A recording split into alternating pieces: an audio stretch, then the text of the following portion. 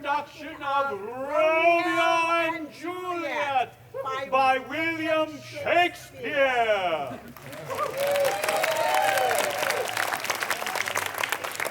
If you like that, wait till you see what else we do. Our production runs 2 hours and 45 minutes. There will be a 15-minute intermission. Before we get started with that, some very brief announcements. Brief.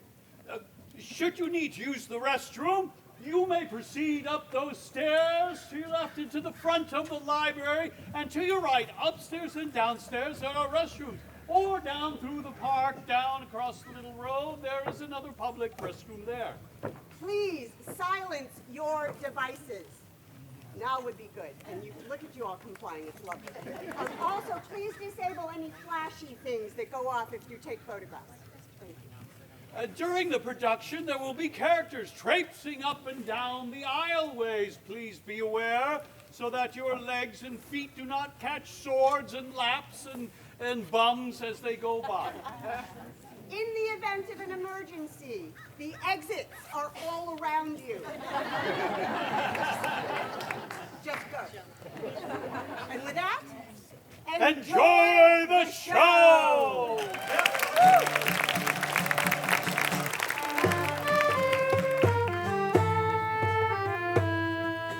Since the days of mighty Rome, the people gathered here to buy and sell in Nice to dwell. They rarely had to fear, but there a Roman stronghold now, an ancient grudge won't die. Two families share a bitter hate, and tears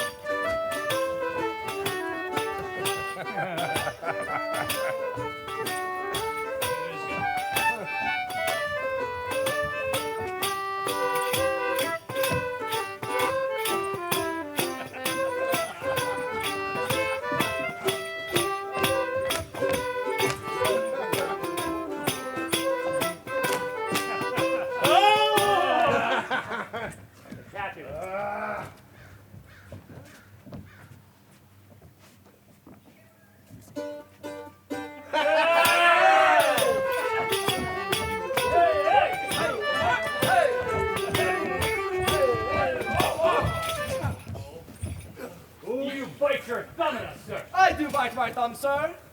You bite your thumb at us, sir. Oh, no, sir. I do not bite my thumb at you, sir, but I bite my thumb, sir.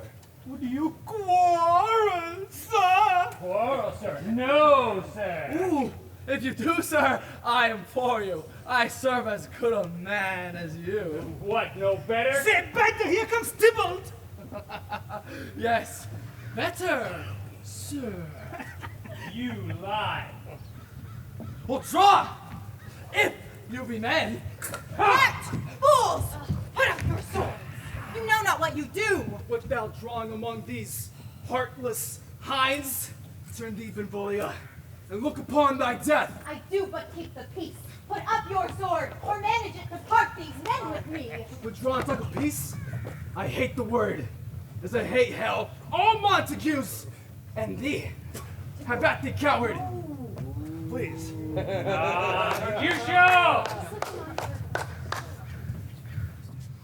Hey, Hey! Come on, Tybalt! Come, Mercutio. Very well done.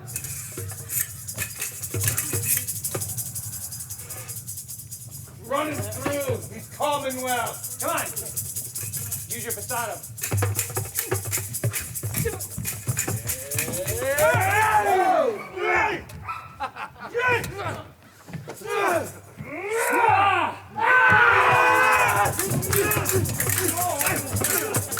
What noise is this?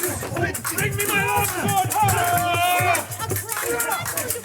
Oh, my long sword!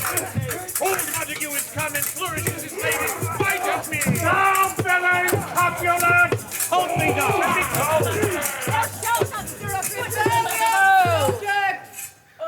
Enemies to peace! What ho, you men! You beasts! That quench the fire of pernicious rage with purple fountains issuing from your veins! On pain of torture, from your bloody hands, throw your pernicious weapons to the ground. Here, the sentence of your moved prince. 3 civil brawls, bred of an airy word by thee, old Capulet, and Montague, have thrice disturbed the quiet of our streets. If ever you disturb them again, your lives shall pay the forfeit of the peace. For this time all the rest depart away. You Capulet and Montague shall come this afternoon to hear our further pleasure in this case. And now on pain of death, depart 2 households, both alike in dignity. In fair Verona, where we lay our scene. From ancient grudge break to new mutiny. Where civil blood makes civil hands unclean. From forth the fatal loins of these 2 foes. A pair of star-crossed lovers take their life. Whose misadventured piteous overthrows. Do with their deaths bury their parents' strife. The fearful passage of their death-marked love. And the continuance of their parents' rage. Which but their children's end naught could remove. Is now the 2 hours traffic of our stage. The which, if you with patient ears attend, what here shall miss, our toil shall strive to mend.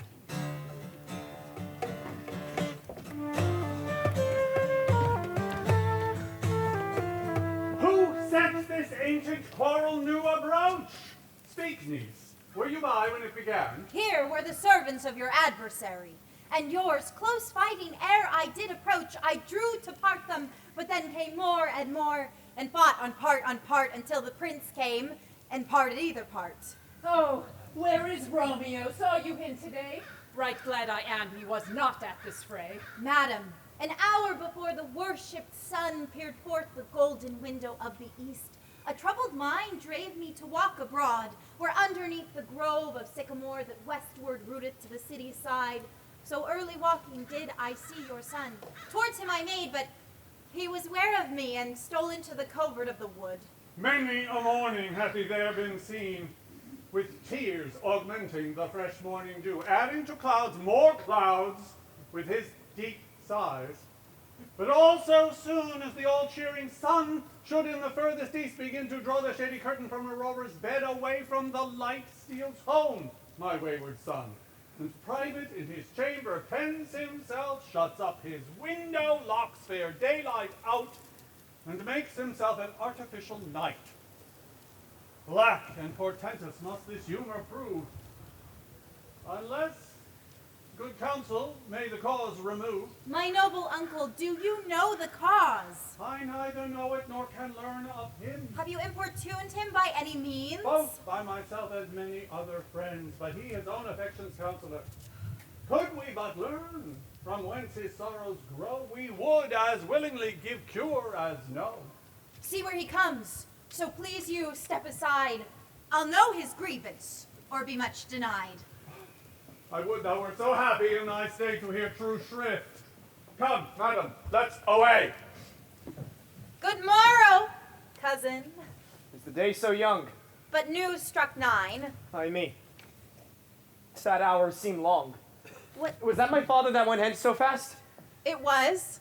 What sadness lengthens Romeo's hours. Not having that which having makes them short. In love? Out. Of love. Out of her favor. Where I'm in love. Alas, that love, so precious in his view, should be so tyrannous and rough and cruel. But Freya was here. Tell me not. For I have heard it all. Here's much to do with hate, but I more with love. Dost thou laugh? No, cuz. I rather weep. Oh, good heart, at what? At thy good heart's oppression. Why, such is love's transgression.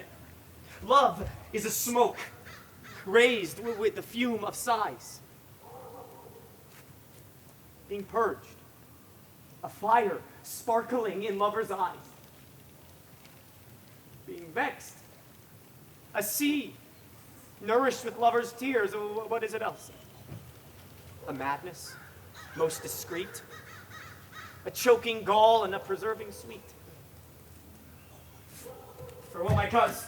Soft, I will go along, and if you leave me so, you do me wrong. Tut, I have lost myself. I'm not here. This is not Romeo. He's some other where. Tell me, in sadness, who is it that you love? What?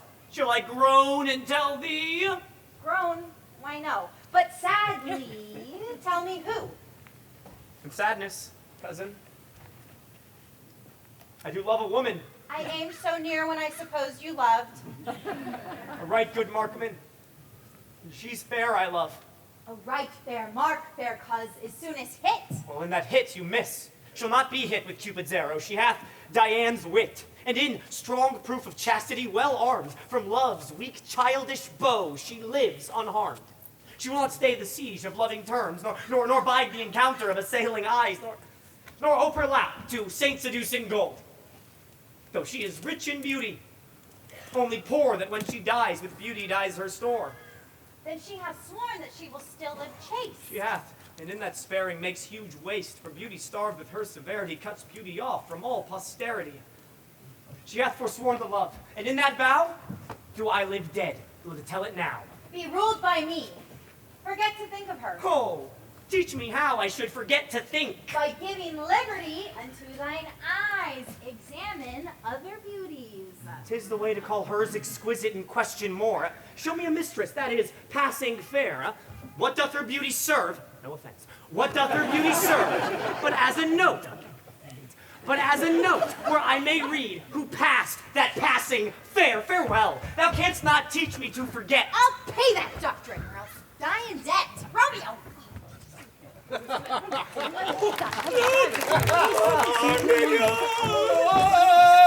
Cowards! Hold! We're outnumbered.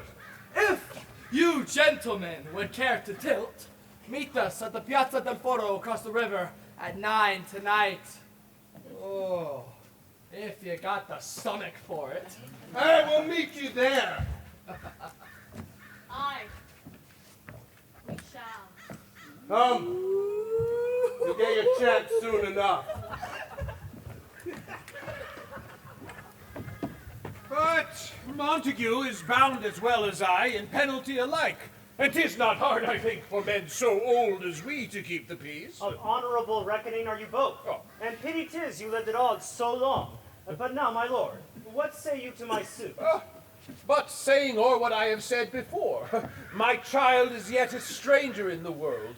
Let 2 more summers wither in their pride, ere we may think her ripe to be a bride. Younger than she are happy mothers made. And too soon marred are those so early made. The earth hath swallowed all my hopes but she. She is the hopeful lady of my earth. But woo her, gentle Paris, get her heart. My will to her consent is but a part. And she agree, within her scope of choice lies my consent and fair according voice. This night I hold an old accustomed feast, whereto I have invited many a guest such as I love. And you among the score. One more, most welcome, makes my number 4. Oh, come, go with me. Go, sirrah. Trudge about through fair Verona. Find those persons out whose names are written there. And to them say, my house and welcome on my pleasure stay.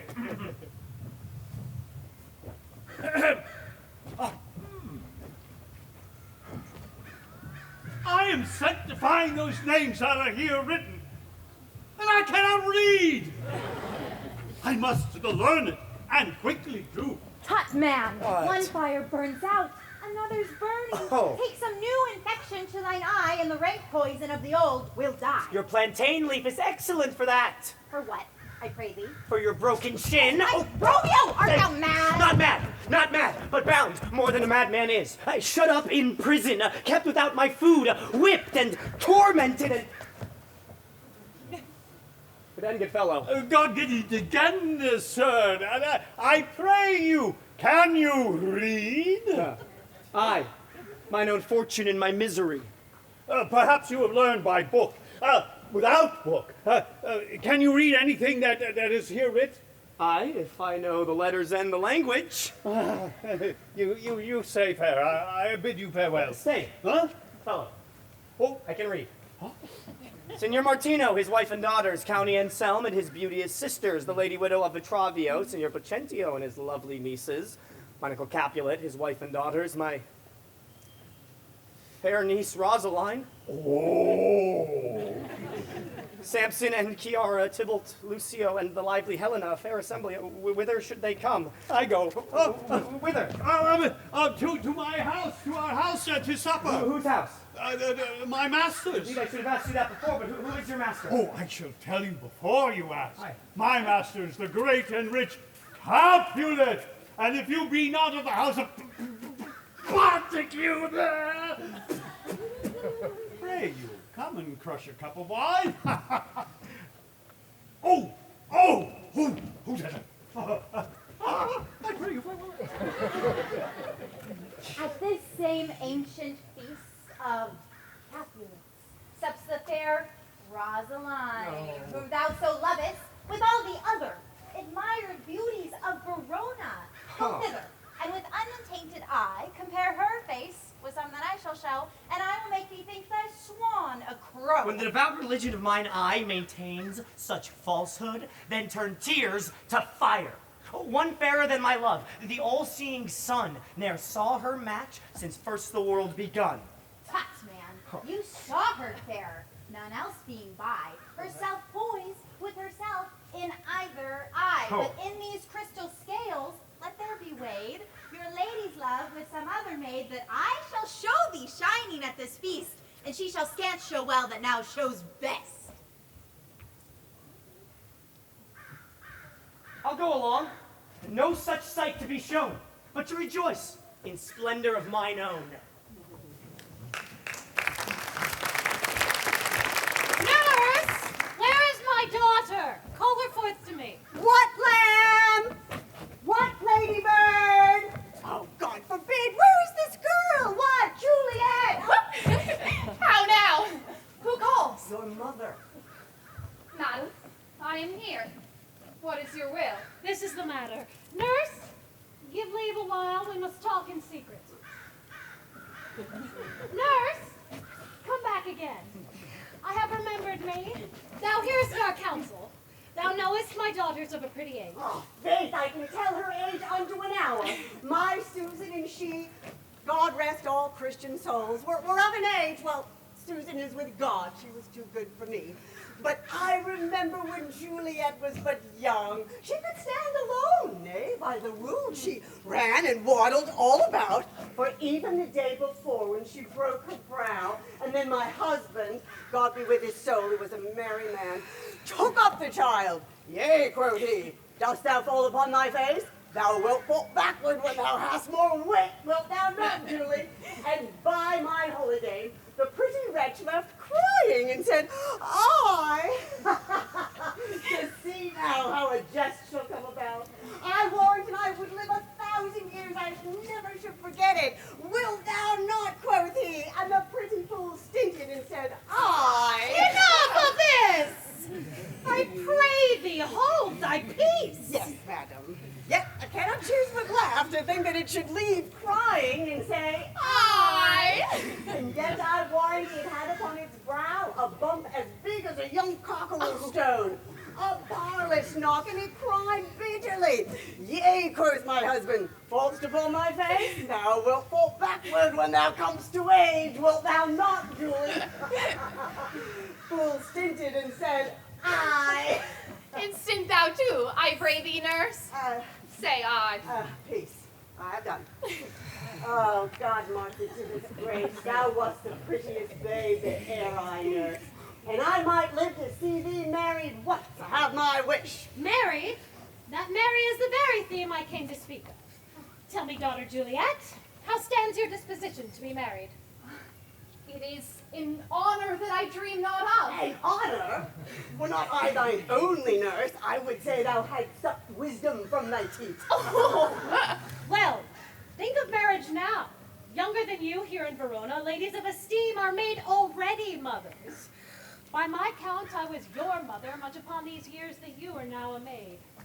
Thus then, in brief, the valiant Paris seeks you for his bride. A man, young lady, lady, such a man as all the world, why, he's a man of wax. Verona summer hath not such a flower. Nay, he's a flower, in faith, a very flower. Speak briefly. Can you like of Paris's love? This night you shall behold him at our feast. Read o'er the volume of young Paris's face, and find delight writ there with beauty's pen. This precious book of love, this unbound lover, to beautify him only lacks a cover. Thus shall you share all that he doth possess, in having him making yourself no less. No less? Nay, bigger. The women grow by men. Oh, speak briefly. Can you like of Paris's love? I'll look to like, if looking liking move, but no more deep will I endart mine eye than your consent gives strength to make it fly. Madam! Madam! Oh, madam, the guests are come. The supper served. You call. My young lady, ask for. The nurse cursed in the pantry. Oh, and all in a great extremity. Oh, I must hence to wait. I beseech you, follow straight. We follow thee. Juliet, the county stays. Go, girl. Seek happy nights to happy days.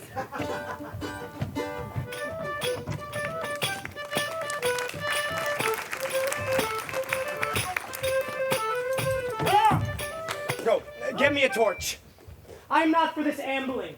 Being but heavy, I will bear the light. Nay, gentle Romeo, we must have you dance. Aye, believe me. You have dancing shoes with nimble soles. I have a soul of lead. So stakes me to the ground, I cannot move. You are a lover.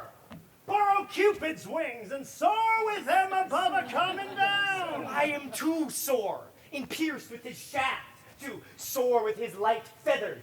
And so bound, I cannot bound a pitch above dull woe. Under love's heavy burden do I sink. And to sink in it should you burden love. To great oppression for a tender thing. Is love a tender thing? It is too rough, too rude, too boisterous, and it pricks like thorn. If love be rough with you, be rough with love. Prick love for pricking and you beat love down. Come, knock and enter, and no sooner in but every man betake him to his legs. A torch for me. Let wantons light of heart tickle the senseless rushes with their heels. For I am proverbed with a grandsire phrase. I'll be a candle holder, and look on. The game was ne'er so fair, and I am done. Tut! Done's the mouse. The constable's own word. If thou art done, we'll draw thee from the mire of this Sir Reverence love, wherein thou stickest up to the ears. Come, we burn daylight. Ho! And we mean well in going to this mask. But 'tis no wait to go. Why, may one ask? I dreamed a dream tonight. And so did I. Well, what was yours? That dreamers often lie. In bed, asleep, while they do dream things true, Mercutio. Oh. Then I see Queen Mab hath been with you. She is the fairy's midwife. And she comes in shape no bigger than an agate stone on the forefinger of an alderman, drawn with a team of little atomies athwart men's noses as they lie asleep. Her chariot is an empty hazelnut, made by the joiner squirrel or the old grub. Time out of mind, the fairies' coachmakers! Her wagon spokes, made of long spinner's legs. The cover, the wings of grasshoppers, traces of the smallest spiders, webs, the colors of the moonshine's watery beams, her whip of cricket's bone, the lash of film. Her wagoner is a small, gray-coated gnat, not so big as a round little worm pricked from the lazy finger of a maid. And in this state, she gallops, night by night, through lovers' brains, and then they dream of love! Peace! Peace, Mercutio, peace! Thou talkst of nothing. True. I talk of dreams, which are the children of an idle brain, begot of nothing but vain fantasy, which is as thin of substance as the air and more inconstant than the wind, who woos even now the frozen bosom of the north, and being angered, puffs away from thence, turning his face to the dew-dropping south. This wind you talk of blows us from ourselves. Supper is done, and we shall come too late. I fear too early. For my mind misgives some consequence, yet hanging in the stars, shall bitterly begin his fearful date with this night's revels, and expire the term of a despised life, closed in my breast by some vile forfeit of untimely death.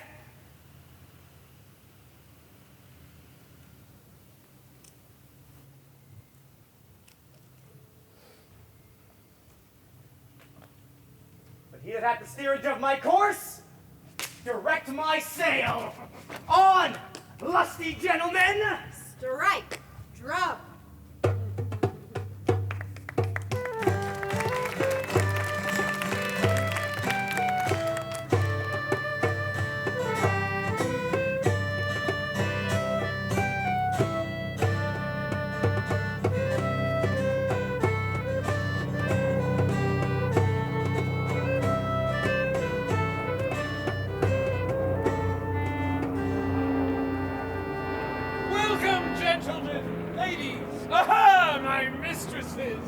Which of you all will now deny to dance? Play, musicians!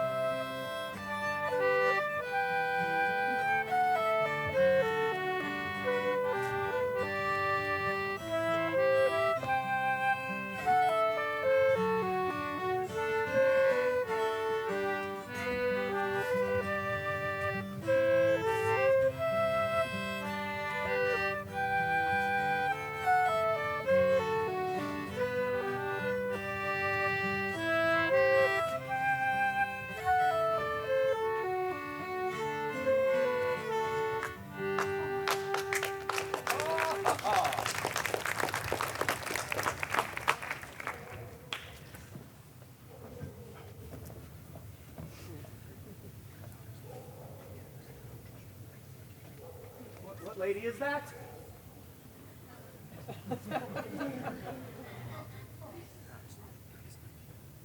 For she doth teach the torches to burn bright. It seems she hangs upon the cheek of night like a rich jewel in Ethiop's ear. Beauty too rich for use, for earth too dear. So shows a snowy dove trooping with crows as yonder lady o'er her fellows shows. Did my heart love till now? For swear it's sight, for I ne'er saw true beauty till this night.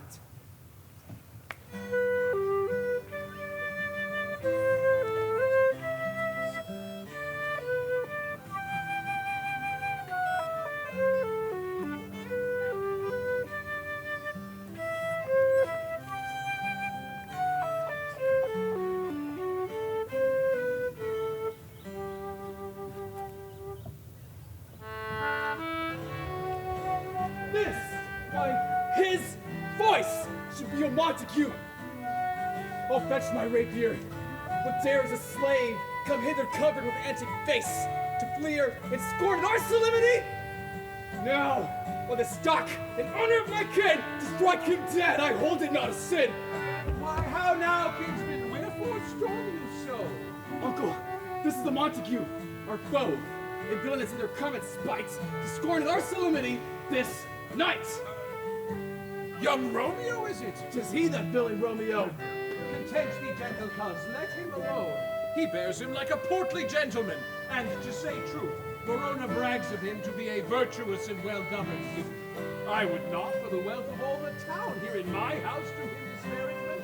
Therefore, be patient, take no note of him. I will, the which if thou respect, show a fair presence, and put off these frowns, an ill-beseeming semblance for a feast. It fits when such a villain is a guest. I'll not endure him. He shall be endured.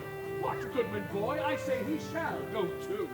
Am I the master here or you? Go to. You'll not endure him. God shall mend my soul.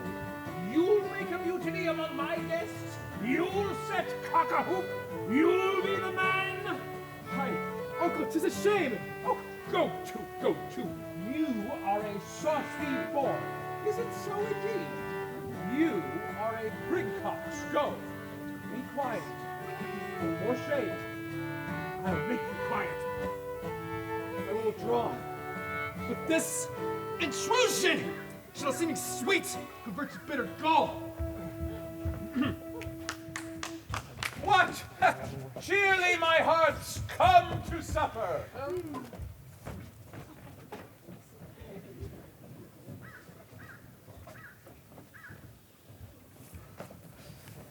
If I profane with my unworthiest hand this holy shrine, the gentle finest this, my lips, two blushing pilgrims ready stand, to smooth that rough touch with a tender kiss.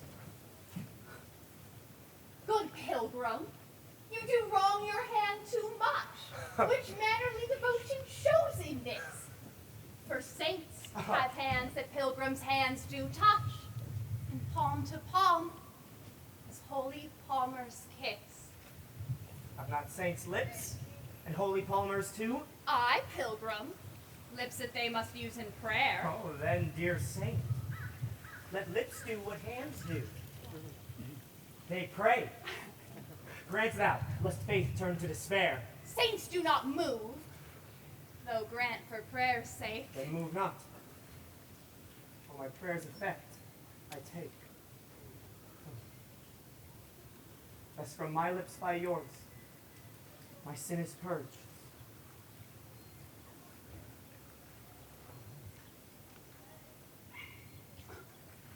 Then have my lips the sin that they have took. Oh, sin from thy lips?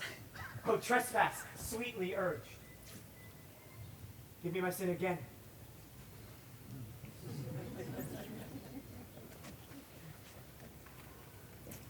You kiss by the book.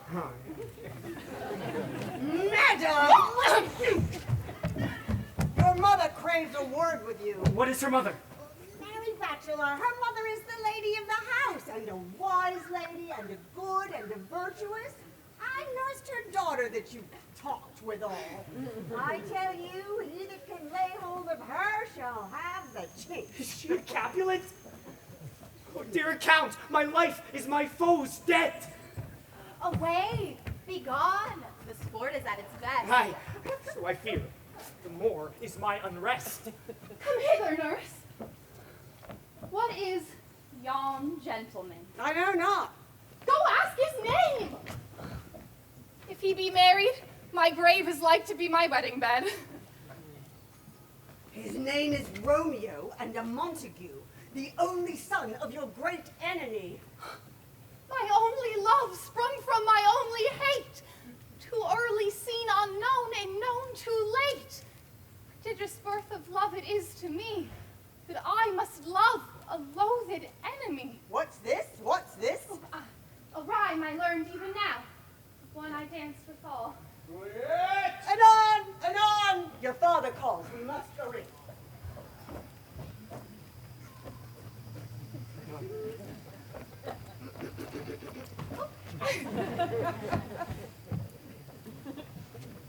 I go forward when my heart is here. No, turn back, dull earth, and find thy center out. Oh, Romeo! My cousin Romeo! He is wise, and on my life hath stolen him home to bed. Call, good Mercutio. Nay, I'll conjure to Romeo! Humors, madman, passion, lover. Appear thou in the likeness of a sigh. Speak but one rhyme and I am satisfied. I conjure thee by Rosaline's bright eyes, by her high forehead and her scarlet lip, by her fine foot, straight leg, and quivering thigh, and the domain that there adjacent lie, that in thy likeness thou appear to us. And if he hear thee, thou wilt anger him. Come, he hath hid himself among these trees to be consorted with the humorous night. Blind is his love, and best befits the dark. Romeo, good night. I'll to my truckle bed. This field bed is too cold for me to sleep. Come, shall we go? Oh, he jests at scars that never felt a wound. But soft. What light through yonder window breaks? It is the east. The Juliet is the sun. Arise, fair sun, and kill the envious moon, who's already sick and pale with grief that thou, her maid, art far more fair than she. Be not her maid, for since she is envious. Her vestal livery is but sick and green, and none but fools do wear it, cast it off. Oh, it is my lady. Oh, it is my love. That she knew she were.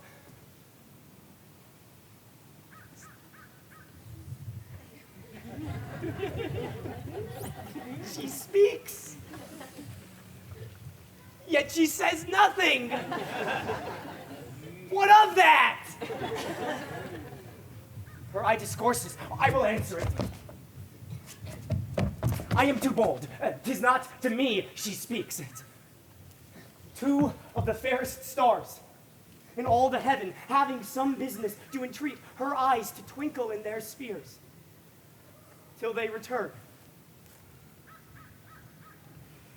What if her eyes were there, they in her head? The brightness of her cheek would shame those stars, as daylight doth a lamp. Her eyes in heaven would through the airy region stream so bright that birds would sing and think it were not night. See how she leans her cheek upon her hand. Oh, that I were a glove upon that hand, that I might touch that cheek. Me! She speaks. Oh, speak again, bright angel, for thou art as glorious this night, being o'er my head, as is a winged messenger of heaven. Oh, Romeo, Romeo, wherefore art thou Romeo? Deny thy father, and refuse thy name, or thou wilt not be but sworn my love, and I'll no longer be a Capulet. Shall I hear more, or shall I speak at this? 'Tis but thy name that is my enemy. Thou art thyself, though not a Montague. What's Montague? It is nor hand, nor foot, nor arm, nor face, nor any other part belonging to a man. Oh, be some other name! What's in a name? That which we call a rose by any other name would smell as sweet. So Romeo would, were he not Romeo called, retain that dear perfection which he owes without that title. Oh, Romeo, doff thy name, and for that name which is no part of thee, take all myself. I take thee at thy word. Call me but love, and I'll be new baptized. Henceforth, I never will be Romeo. What man art thou that thus bescreened in night so stumblest upon my counsel? By a name, I know not how to tell thee who I am. My name, dear saint, is hateful to myself, because it is an enemy to thee. And I had written I would tear the word. My ears have not yet drunk 100 words of that tongue's utterance, yet I know the sound. Art thou not Romeo and a Montague? Neither, fair saint, if either thee dislike. How camest thou hither? Tell me, and wherefore? The orchard walls are high and hard to climb. In the place death, considering who thou art, if any of my kinsmen find thee here. With love's light wings did I reproach these walls, for stony limits cannot hold love out. And what love can do, that dares love attempt. Therefore thy kinsmen are no let to me. If they do see thee, they will murder thee. Alack! There lies more peril in thine eye than 20 of their swords. Look thou but sweet, and I am proof against their enmity. I would not for the world they saw you here. I have Meg's cloak to hide me from their sight. And but thou love me, let them find me here. My life were better ended by their hate than death prorogued, wanting of thy love. Thou knowest the mask of night is on my face, else would a maiden blush but paint my cheek for that which thou hadst heard me speak tonight. Oh, fain would I dwell on form, fain deny what I have spoke, but farewell compliment. Dost thou love me? Juliet. I know thou wilt say aye, and I will take thy word. Yet, if thou swearest, thou mayst prove false. At lovers' perjuries, they say Jove laughs. Oh, gentle Romeo, if thou dost love, pronounce it faithfully. Or, if thou thinkst I'm too quickly won, I'll frown, be perverse, and say thee nay, so thou wilt woo. But else, not for the world. In truth, fair Montague, I am too fond, and therefore thou mayst think my behavior light, but trust me, gentlemen, I'll prove more true than those that have more cunning to be strange. Lady,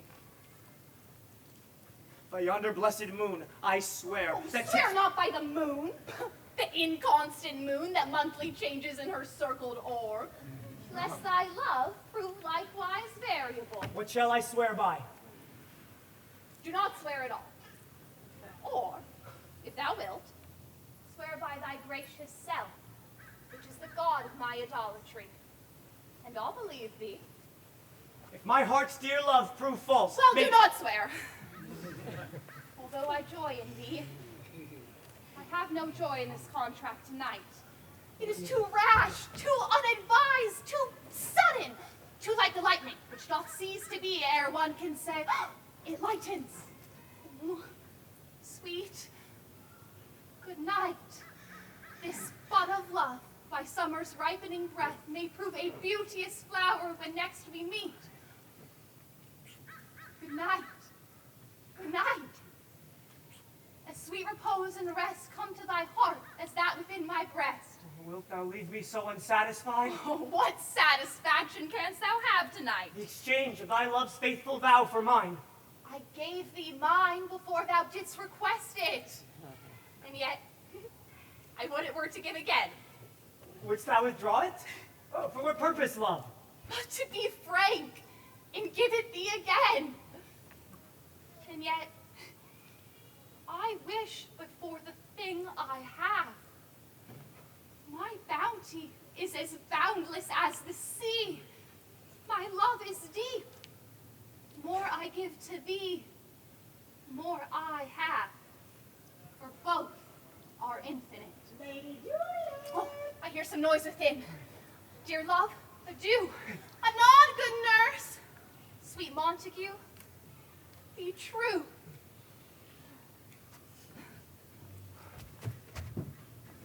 Stay but a little. I will come again. Oh, blessed, blessed night! I am afeard. Being in night, all this may but be a dream, too flattering sweet to be substantial. 3 words, dear Romeo, and good night indeed. Aye. If that thy bent of love be honorable, thy purpose marriage, send me word tomorrow by 1 that I will procure to come to thee, where and what time thou wilt perform the rite, and at thy foot all my fortunes I'll lay, and follow thee, my lord, throughout the world. Madam! Anon I come, but I do beseech thee, if thou means not well, by and by I come, to cease thy suit, and leave me to my grief. Tomorrow will I send. So tried my... 1,000 times good night. Oh, 1,000 times the worse to want thy light. And love goes toward love as schoolboys from their books. But love from love towards school with heavy looks. Hist, Romeo, hist!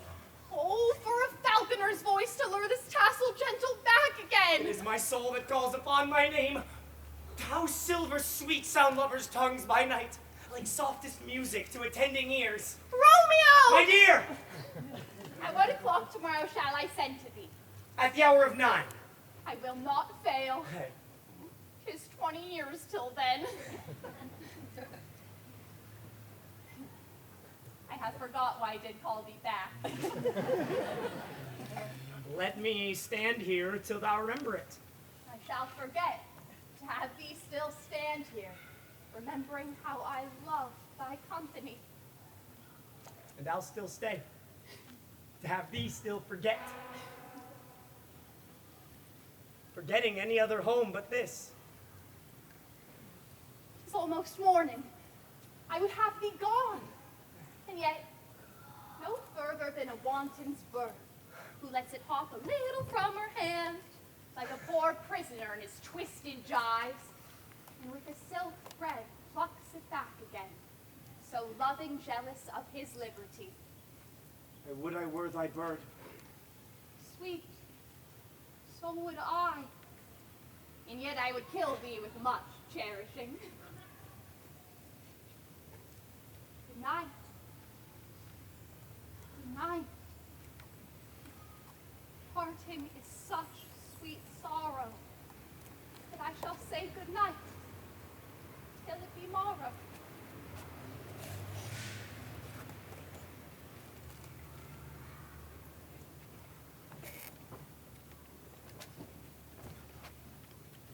Sleep dwell upon thine eyes.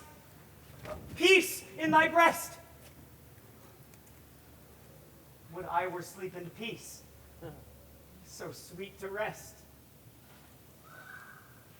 Hence will I to my ghostly father's cell, his help to crave, my dear hap to tell.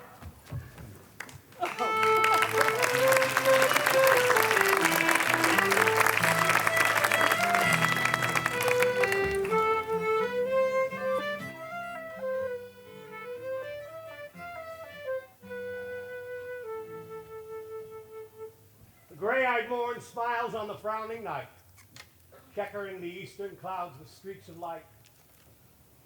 flecked darkness like a drunkard reels from forth day's path and tightens fiery wheels.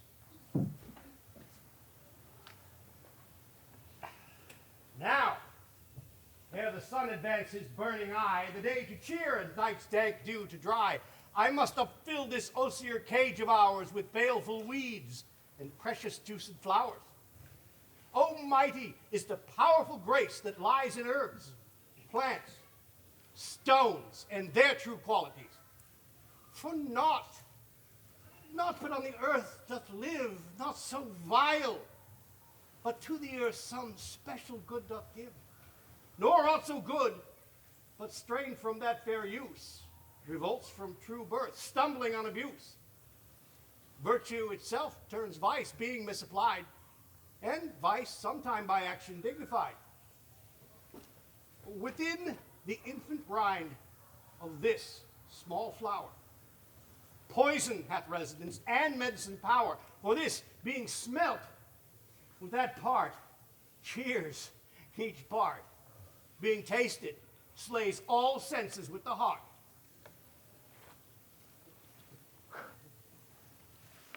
Do such opposed kings encamp them still in man, as well as herbs, grace and rude will. And where the worser is predominant, full soon the canker death eats up that plant. Good morrow, Father. Ah, benedicite, what early tongue so sweet saluteth me? Young son, it argues a distempered head so soon to bid good morrow to thy bed. Care keeps his watch in every old man's eye, and where care lodges, sleep will never lie. But where unbruised youth with unstuffed brain doth couch his limbs, there golden sleep doth reign. Therefore thy earliness doth me assure thou art aroused by some distemperature. Or, if not so, then here I hit it right. Our Romeo hath not been in bed tonight. That last is true. The sweeter rest was mine. God pardon sin. Wast thou with Rosaline? With Rosaline, my ghostly father. No, I have forgot that name and that name's woe. That's my good son, but where hast thou been then? I'll tell thee, ere thou ask it me again. I have been feasting with mine enemy, where on a sudden one hath wounded me. That's by me wounded. Both are remedies within thy help and holy physic lie. I bear no hatred, blessed man, for lo, my intercession likewise steads my foe. Be plain, good son, and homely in thy drift.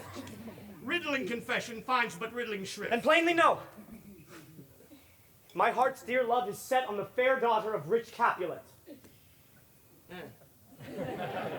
As mine on hers, so hers is set on mine, and all combined, save what thou must combine by holy marriage.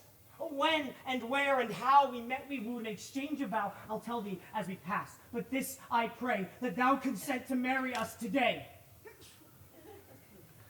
Holy St. Francis! What a change is here! Is Rosaline, whom thou didst love so dear, so soon forsaken? No. Young men's love then lies truly not in their heart, but in their eyes. Jesu Maria! What a deal of brine hath washed thy sallow cheeks for Rosaline. And art thou changed?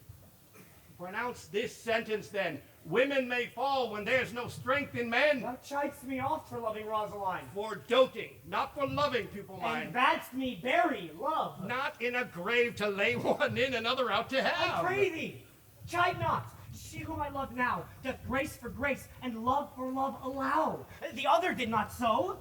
She knew well thy love did read by rote and could not spell. But come, young waverer, come, go with me. In one respect I'll thy assistant be, for this alliance may so happy prove to turn your household's rancor to pure love. Oh! Let us hence. I stand on sudden haste. Now, wisely and slow, they stumble that run fast.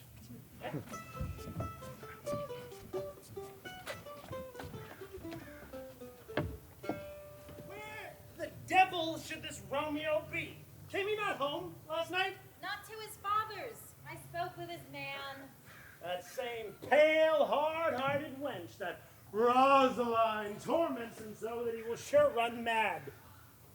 Tybalt, the kinsman of old Capulet, hath sent a letter to his father's house. A challenge on my life! Romeo will answer it. Any man that can write may answer a letter. Nay, he will answer the letter's master, how he dares being dared. Alas, poor Romeo, he is already dead. Stabbed with the white wench's black eye.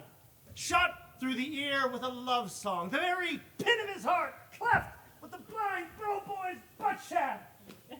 And is he a man to encounter Tybalt? Why? What is Tybalt? Oh, more than the Prince of Cats, I can tell you. He is the courageous captain of compliments. He fights as you sing quick song. Keeps time, distance, and proportion. Rest me his minim rests. 1, a 2, and the 3rd in your bosom. The very butcher of a silk button. A duelist. A duelist. Oh, a gentleman of the very first house, of the first and second cause. Ah, the immortal passado, the punto reverso, the high. The what? The pox of such antic, lisping, affecting fantasticos.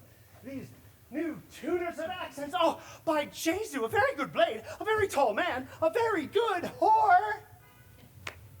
Why is not this a lamentable thing, grandsire, that we should be thus afflicted by these strange flies, these fashion mongers, these pardon me's who stand so much on the new form they cannot sit at ease on the old bench. Oh, their bones! Their bones! Oh, here comes Romeo. Oh. Here comes Romeo. Without his roe, like a dried herring. Oh, what? Flesh, flesh! How art thou fishified? Signor Romeo. Bonjour. There's a French salutation to your French slop. You gave us the counterfeit fairly last night. Good morrow to you both. What counterfeit did I give you? The slip, sir, the slip. Can you not conceive? Pardon, good Mercutio. My business was great, and in such a case as mine, a man may strain courtesy. Oh, that's as much to say a case such as yours constrains a man to bow in the hams. Meaning to curtsy. Thou hast most kindly hit it. Well, then a most courteous exposition. Hey, I'm the very pink of courtesy. Oh, pink for flower. Right. Why, then is my pump well flowered. Well said. Follow me this jest now till thou hast worn out thy pump, that when the single soul is worn, the jest may remain after the wearing solely singular. Oh, single-souled jest, solely singular for the single nest. Come between us, good Benvolia, my wits faint. Switch and spurs, or I'll cry a match. Nay, if thy wits run the wild goose chase, I have done. For thou hast more of the wild goose in one of thy wits than I am sure I have in my whole 5. Was I with you there for the goose? Thou wast never with me for anything when thou wast not there for the goose. Oh, I will bite thee by the ear for that jest. Nay, good goose, bite not. Thy wit is a very bitter sweeting. 'Tis a most sharp sauce. And is it not well served into a sweet goose? Oh, here's a wit of Chevrolet that stretches from an inch narrow to an L broad. I stretch it out for that word, broad, which, added to the goose, proves thee far and wide a broad goose. Why is this not better now than groaning for love? Now art thou sociable. Now art thou Romeo. Oh, stop there. Stop there. Thou desirest me to stop in my tail against the hair? Thou wouldst have made thy tail large. But thou art deceived. I would have made it short, for I was come to the depth of my whole tale, and meant indeed to occupy the argument no longer. Here's goodly gear. Oh, a sail! A sail! Me too, a shirt and a smock. Here, Oh, no. my fan, Peter. Oh, good Peter, to hide her face, for her fan's the fairer face. God ye good morrow, Oh, gentlemen. God ye good den, fair gentlewoman. Is it good den? 'Tis no less, I tell you, for the body hand of the dial is now upon the prick of noon. Oh, out upon you! what a man are you? One gentlewoman that God hath made for himself to mar. Oh, by my troth, it is well said for himself to mar, quoth I. Gentlemen, can any of you tell me where I may find the young Romeo? I can tell you, but young Romeo will be older when you have found him than he was when you sought him. I am the youngest of that name, for fault of a worse. You say well. Yea, is worst well? Oh, very well took of faith, wisely, wisely. If you be he, sir, I desire some confidence with you. She will indict him to some supper. Oh, a bot, so ho! What hast thou found? No hair, sir, unless a hair, sir, in a Lenten pie. That is something stale and hoar ere it be spent. Oh. An old hair whore is very good meat in Lent, but a hair that is whore is too much for a score. When it whores ere it be spent. Romeo, will you to your father's, will to dinner thither? I will follow you. Farewell, ancient lady. Farewell, lady. Lady. Lady. Marry, farewell. I pray you, sir, what saucy merchant was this who was so full of his ropery? A gentleman, nurse, that loves to hear himself talk, and will speak more in a minute than he will stand to in a month. And if speak anything against me, I'll take him down, and a lustier than he is, and 20 such jacks. Scurvy knave, I am none of his flirt skills, I am none of his skeins mates, and thou must stand by too and suffer every maid to use me at his pleasure.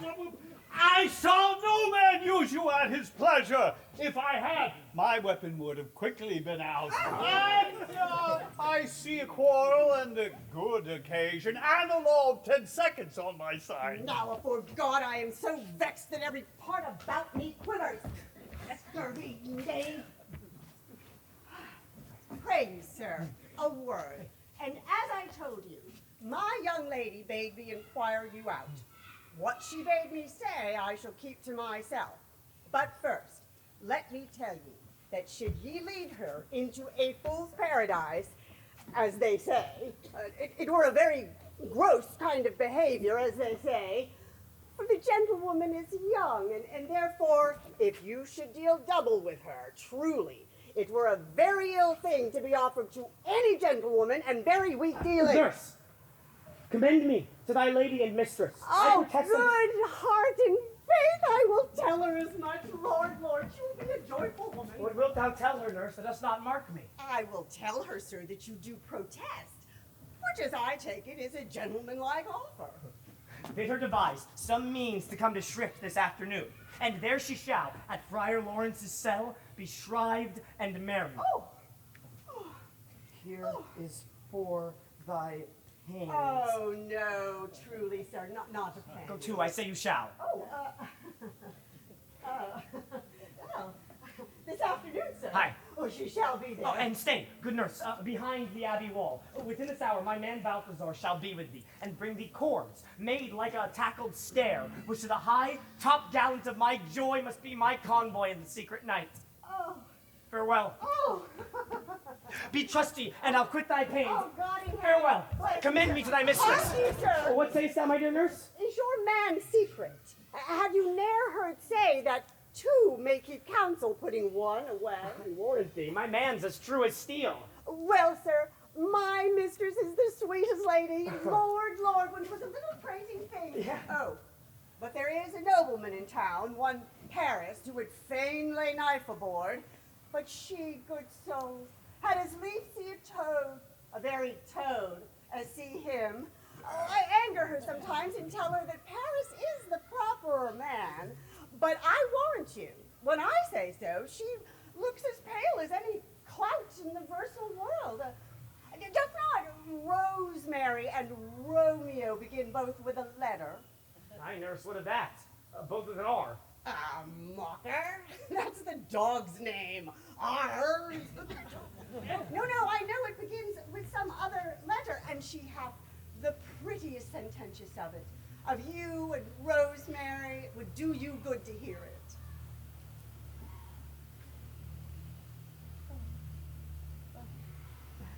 Commend me to thy lady. Aye, 1,000 times.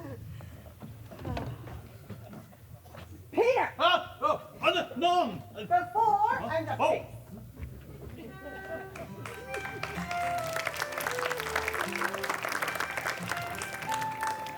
Clock struck 9 when I did send the nurse. In half an hour she promised to return. Now is the sun upon the highmost hill of this day's journey, and from 9 till 12 is 3 long hours. Yet she has not come. Had she affections in warm, youthful blood, she would be as swift in motion as a ball. My words would bandy her to my sweet love, his to me. But old folks, many fain as they were dead, unwieldy, heavy, slow, and pale as lead.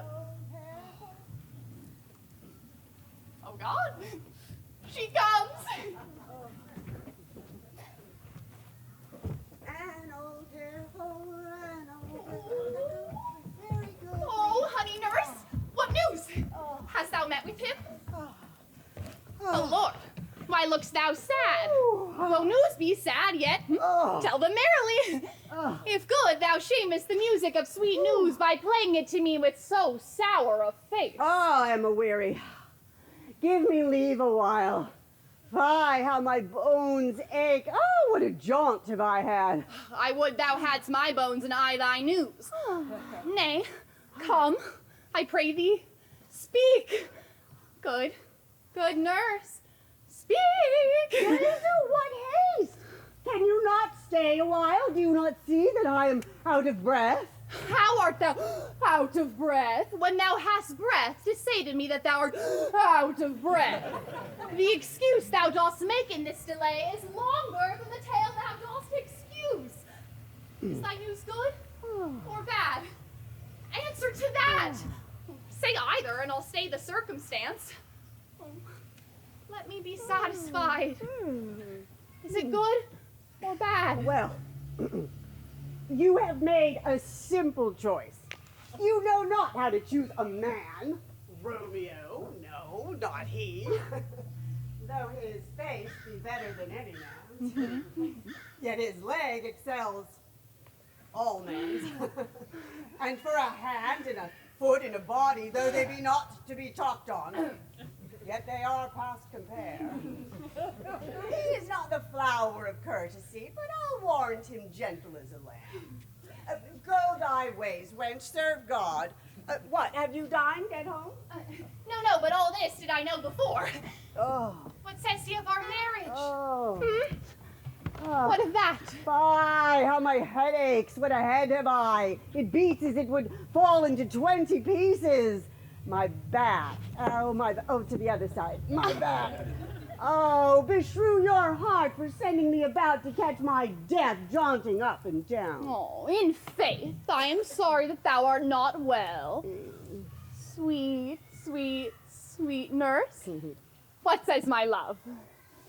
Your love says, like an honest gentleman, and a kind and a courteous, and a handsome, and I'll warrant a virtuous. Where's your mother? Where is my mother? Why, she is within. Where should she be? How oddly thou repliest. Your love says, like an honest gentleman. Where is your mother? Oh, God's lady dear, are you so hot? Mary, come up, I trow. Is this the poultice for my aching bones? Henceforward, do your messages yourself.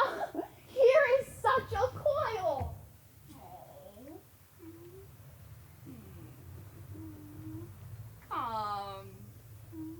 What says Romeo?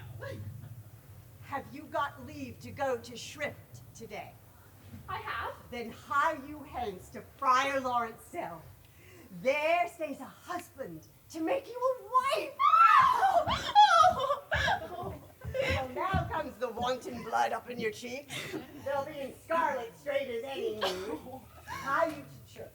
I must another way to fetch a ladder by the which climb a bird's nest soon when it is dark.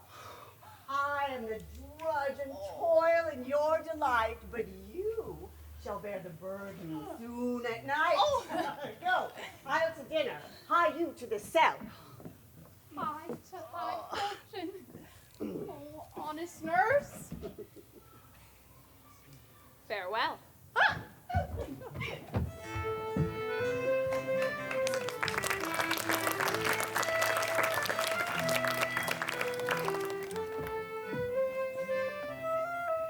So smile the heavens upon this holy act. Amen. That after hours with sorrow chide us not. Amen. But come what sorrow can, it cannot countervail the exchange of joy that one short minute gives me in her sight. Do thou but close our hands with holy words. Then love devouring death do what he dare. It is enough I may but call her mine. These violent delights have violent ends, and in their triumph die, like fire and powder, which as they kiss, consume. The sweetest honey is loathsome in its own deliciousness, and in the taste confounds the appetite. Therefore, love moderately. Long love doth so. Too swift arrives as tardy as too slow. Here comes the lady. Good even to my ghostly confessor. Romeo shall thank thee, daughter, for us both.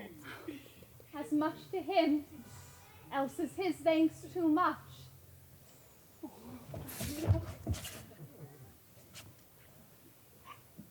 Juliet, if the measure of thy joy be heaped like mine, and that thy skill be more to blazon it, then sweeten with thy breath this neighbor air, and let rich music's tongue unfold the imagined happiness that both receive in either by this dear encounter. Conceit, more rich in matter than in words, brags of his substance, not of ornament. They are but beggars that can count their worth. But my true love is grown to such excess that I cannot sum up some of half my wealth. Come. Come with me.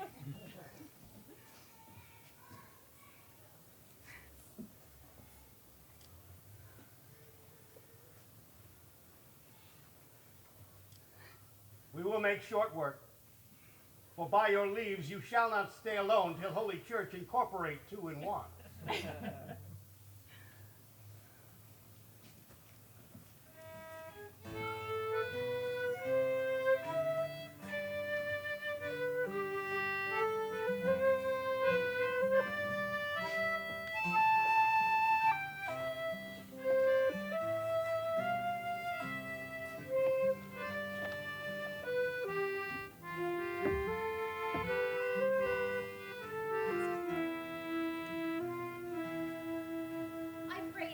MERCUTIO, let's retire.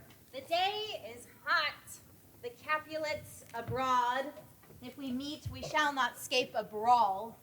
For now, these hot days is the mad blood stirring. Thou art like one of those fellows when he enters the confines of a tavern, clasping his horn upon the table and says, God send me no need of thee! And by operation of the second cup draws it on someone when indeed there is no need. Am I like such a fellow? Oh, come, come! Thou art as hot a jack in thy moods as any in Italy, and as soon moved to be moody, and as soon moody to be moved. And what two? But nay, and there were two such, we should have none shortly, for one would kill the other. Thou wilt quarrel with a man that hath a hair more or a hair less on his head than thou hast. Thou wilt quarrel with a man for cracking nuts, having no other reason than thou hast hazel eyes. Thou hast quarreled with a man for coughing in the street, because he hath awakened thy dog, which hath lain asleep in the sun. Didst thou not once fall out with a tailor for wearing his new doublet before Easter? Or with another for tying his new shoes with an old ribbon? And thou wilt tutor me from quarreling. And I were so apt to quarrel as thou art. Any man may have of the fee simple of my life for an hour and a quarter. The fee simple. Oh, simple. By my head, here come the Capulets. By my heel, I care not. Follow me close, for I'll speak to them. Gentlemen, good den. A word with one of you. But one word with one of us? Couple it with something, make it a word and a blow. You should find me answer that, sir, and you will give me occasion. Could you not take some occasion without giving? MERCUTIO, thou consortest with Romeo. A concert? What? Dost thou make us minstrels? And thou make minstrels of us look to hear nothing but discords. Here's my fiddlestick. Here's that shall make you dance, zoons, consort. We talk here in the public haunts of men. Either withdraw unto some private place and reason coldly of your grievances, or else depart. Here all eyes gaze on us. Oh, men's eyes were made to look, and let them gaze. I will not budge for no man's pleasure, I. Well, peace be with you. Sir, here comes my man. Well, I'll be hanged, sir, if you wear your livery. Romeo!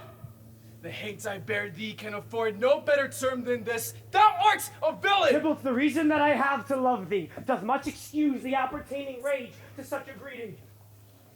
Villain am I none. Therefore farewell. I see thou knowst me not. Boy! This shall not excuse the injuries thou hast done me. Therefore turn and draw. I do protest I never injured thee, but love thee better than thou canst devise, till thou shalt know the reason of my love. And so, good Capulet, which name I tender as dear as my own, be satisfied. Oh, come. Dishonorable, vile submission. Tybalt, you rat catcher, will you walk? What wouldst thou have with me? Oh, good king of cats, nothing but one of your 9 lives. That I mean to make bold withal, and shall you use me hereafter, dry beat the rest of the age. Will you pluck your sword out of its pilcher by the ears? Make haste, lest mine be about your ears ere it be out.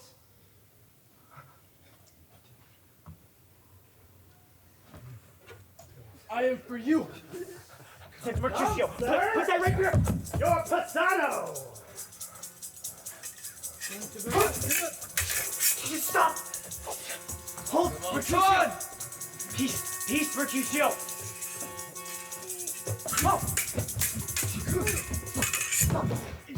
Stop, you merchant. Oh. Come on, Tybalt. Watch out, MERCUTIO. Finish it. Watch out. Finish it. Hey. No. BENVOLIA, be down their weapons! Gentlemen, forbear this outrage, Tybalt. MERCUTIO, the prince expressly hath forbidden bandy in Verona's streets! Come on! Tybalt! MERCUTIO, come here!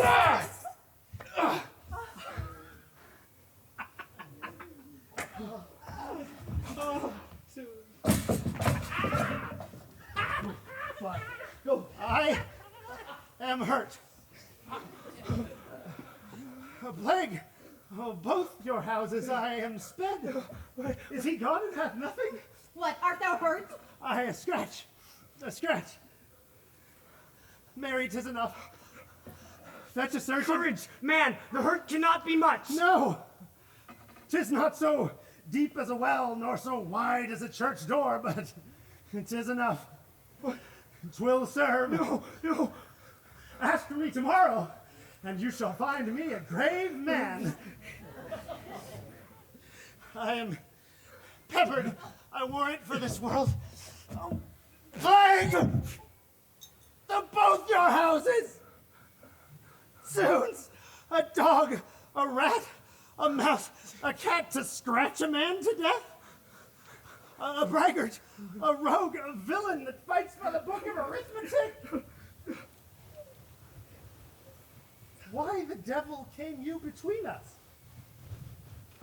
I was hurt under your arm. I thought all for the best.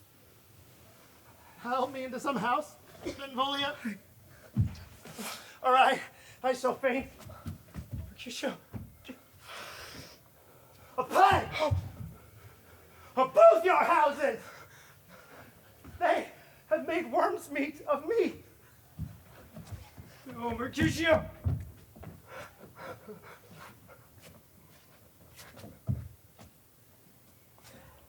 This gentleman,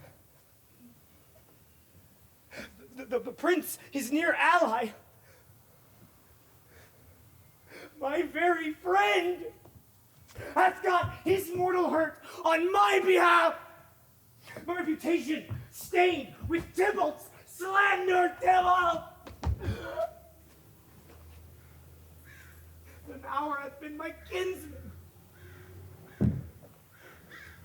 Oh, sweet Juliet, thy beauty hath made me effeminate, and in my temper softened valor's steel. Oh, Romeo, Romeo! Brave Mercutio's dead. That valiant spirit hath aspired the clouds, which too untimely here did scorn the earth. This day's black fate on more days doth depend. This but begins the woe. Others must end. Here comes the furious Tybalt back again. Alive in triumph and Mercutio slain. Away to heaven respected lenity, and fire I fear be my conduct now. Now, Tybalt, take the villain back again that late thou gavest me. For Mercutio's soul is but a little way above our heads, staying for thine to keep him company. Either thou, or I, or both must go with him. Thou, wretched boy, that's did consortium here. Shout with them heads. They shall determine that.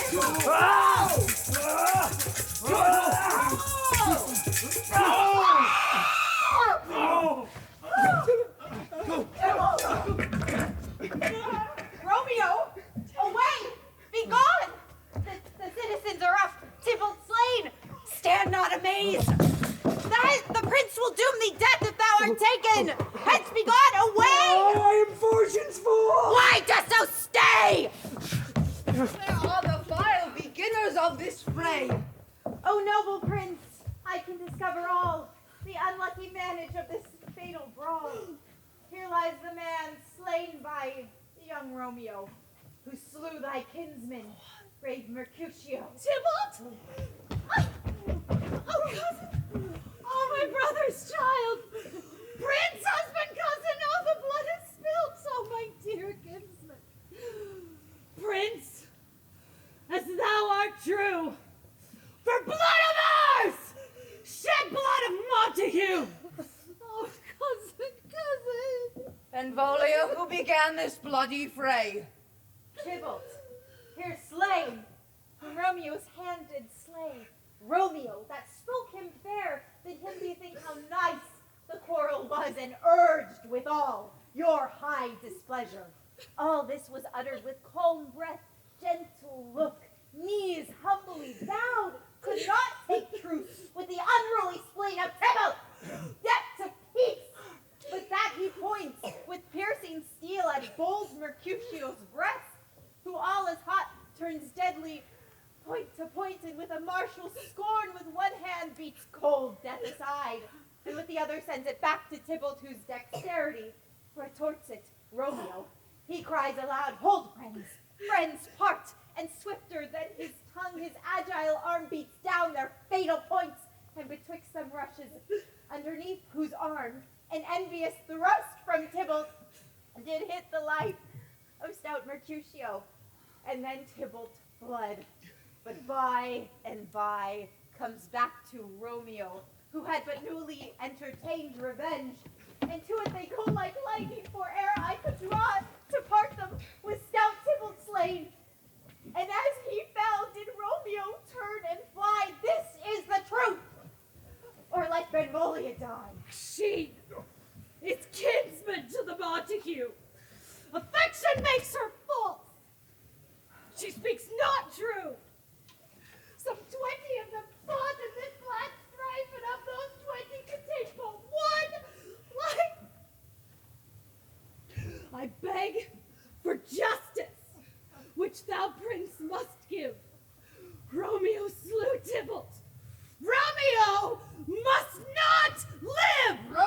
slew him, he slew Mercutio, who now the price of his dear blood doth owe. Not Romeo, Prince. He was Mercutio's friend. His fault concludes what the law should end. The life of Tybalt. And for that offense, immediately we do exile him hence. I have an interest in your hate's proceeding. My blood for your rude brawls doth lie a-bleeding, but I'll amerce you with so strong a fine that you shall all repent this loss of mine. I will be deaf to pleading and excuses, nor tears nor prayers shall pardon out abuses, therefore use none. Let Romeo hence in haste, else when he is found, that hour is his last. Bear hence this body and attend our will. Mercy but murders, pardoning those who kill.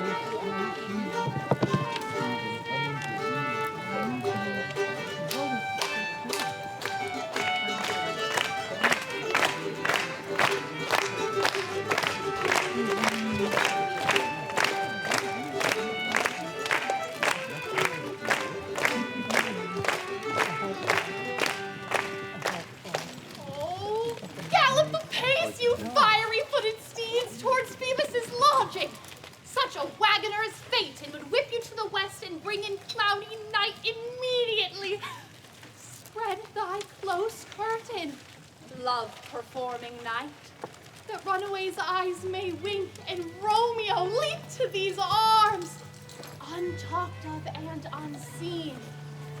Lovers can see to do their amorous rites by their own beauties, or, if love be blind, it best agrees with night. Come, civil knight, thou sober-suited matron, all in black, and learn me how to lose a winning match, played for a pair of stainless maidenhoods. Come, night, come, Romeo, thou day and night, for thou wilt lie upon the wings of night, whiter than new snow upon a raven's back. Come, gentle night, come, loving black-brown night, give me my Romeo! But he shall die. Take him and cut him out in little stars, and he will make the face of heaven so fine that all the world will be in love with night and pay no worship to the garish sun. Oh, I have bought the mansion of a love, but not possessed it, and though I am sold, not yet enjoyed. So tedious is this day as is the night before some festival to an impatient child who hath new robes but may not wear them. Oh, here comes my nurse, and she brings news, and every tongue that speaks but Romeo's name speaks heavenly eloquence. Oh, how now, nurse, what news? What hast thou there? Oh, the cords that Romeo bid thee fetch. Aye, the cords. By me. What news? Why dost thou wring my hands? We are undone, lady. We are undone. He's gone. He's killed. He's dead. And heaven be so envious.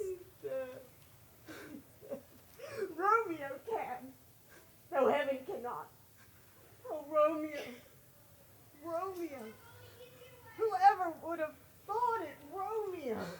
What devil art thou that dost torment me thus? This torture should be roared in dismal hell. If he be slain, say I. Or if not, no. Brief sounds determine my weal or woe. I saw the wound.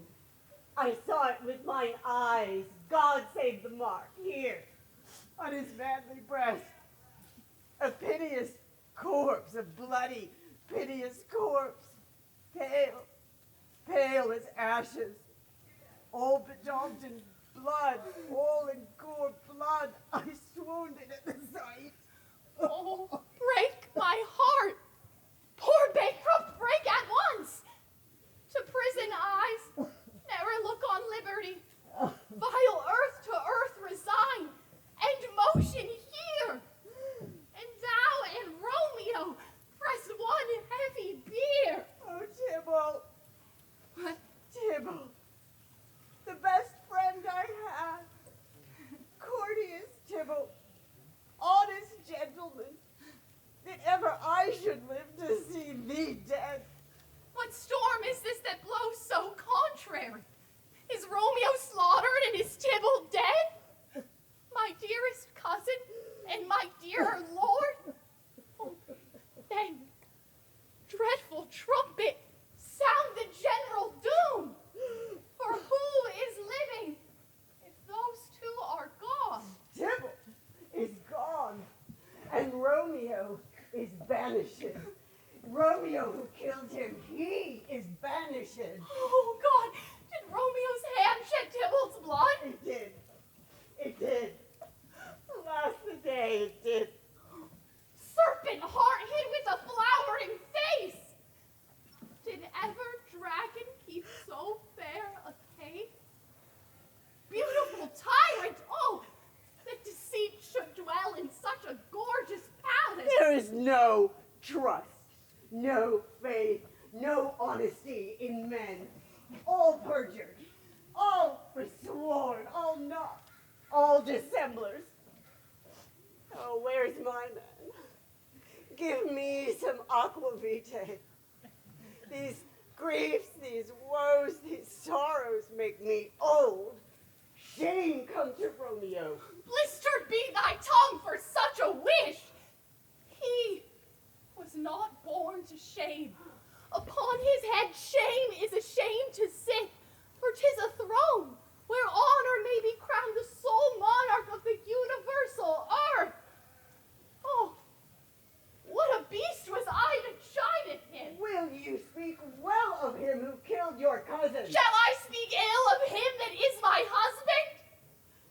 Oh, poor my lord, what tongue shall smooth thy name when I, thy 3 hours wife, have mangled it? But wherefore, villain, didst thou kill my cousin? That villain cousin would have killed my husband. Back, foolish tears, back to your native spring.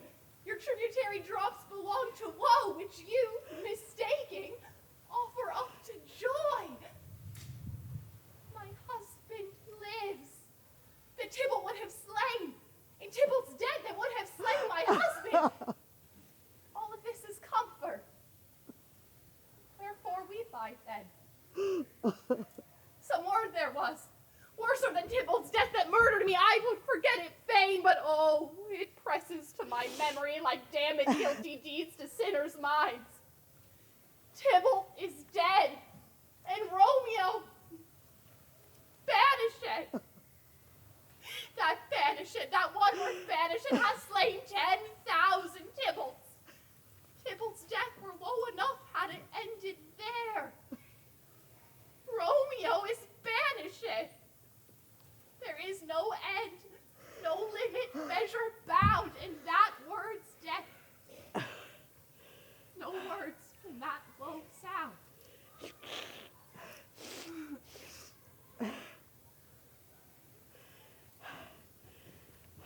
Where's my father and my mother, nurse? Weeping and wailing over Tybalt's corpse. Will you go to them? I will bring you thither. Wash they his wounds with tears. Mine shall be spent when theirs are dry. For Romeo's banishment. Take up those cords or ropes. You are beguiled, both you and I. For Romeo is exile. He made you for a highway to my bed, but I, a maid, die maiden widoway. Come courts, come nurse, all to my wedding bed. In death, not Romeo, take my maidenhead. No. Hie to your chamber. I will find Romeo to comfort you. I wot well where he is. Hearken, your Romeo will be here at night. I'll to him. He's hid at Laurence's cell. Oh, find him, find him. And give this ring to my true knight, and bid him come to take his last farewell.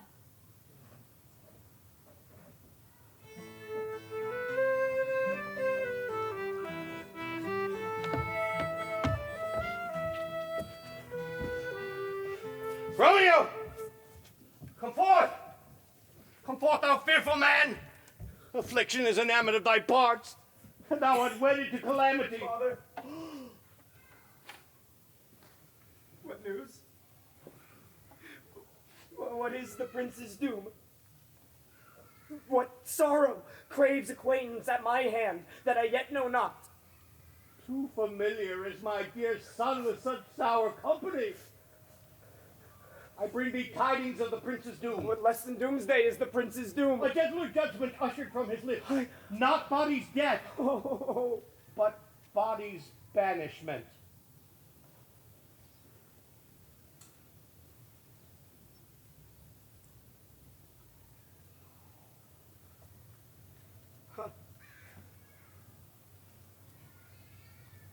Banishment?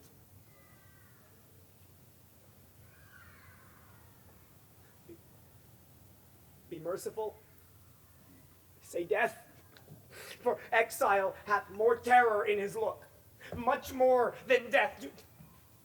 Do not say banishment. Hence from Verona art thou banished. Be patient. The world is broad and wide. There is no world without Verona walls.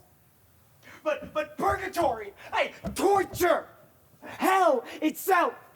Hence, banished is banished from the world, and world's exile is death then. Banished is death mistermed, calling death banishment. Thou cuts my head off with a golden axe, and smiles upon the stroke that murders me. Oh, deadly sin! Oh, rude unthankfulness! Thy false our law calls death, but the kind prince, taking thy part, hath turned that black word death to banishment. His father.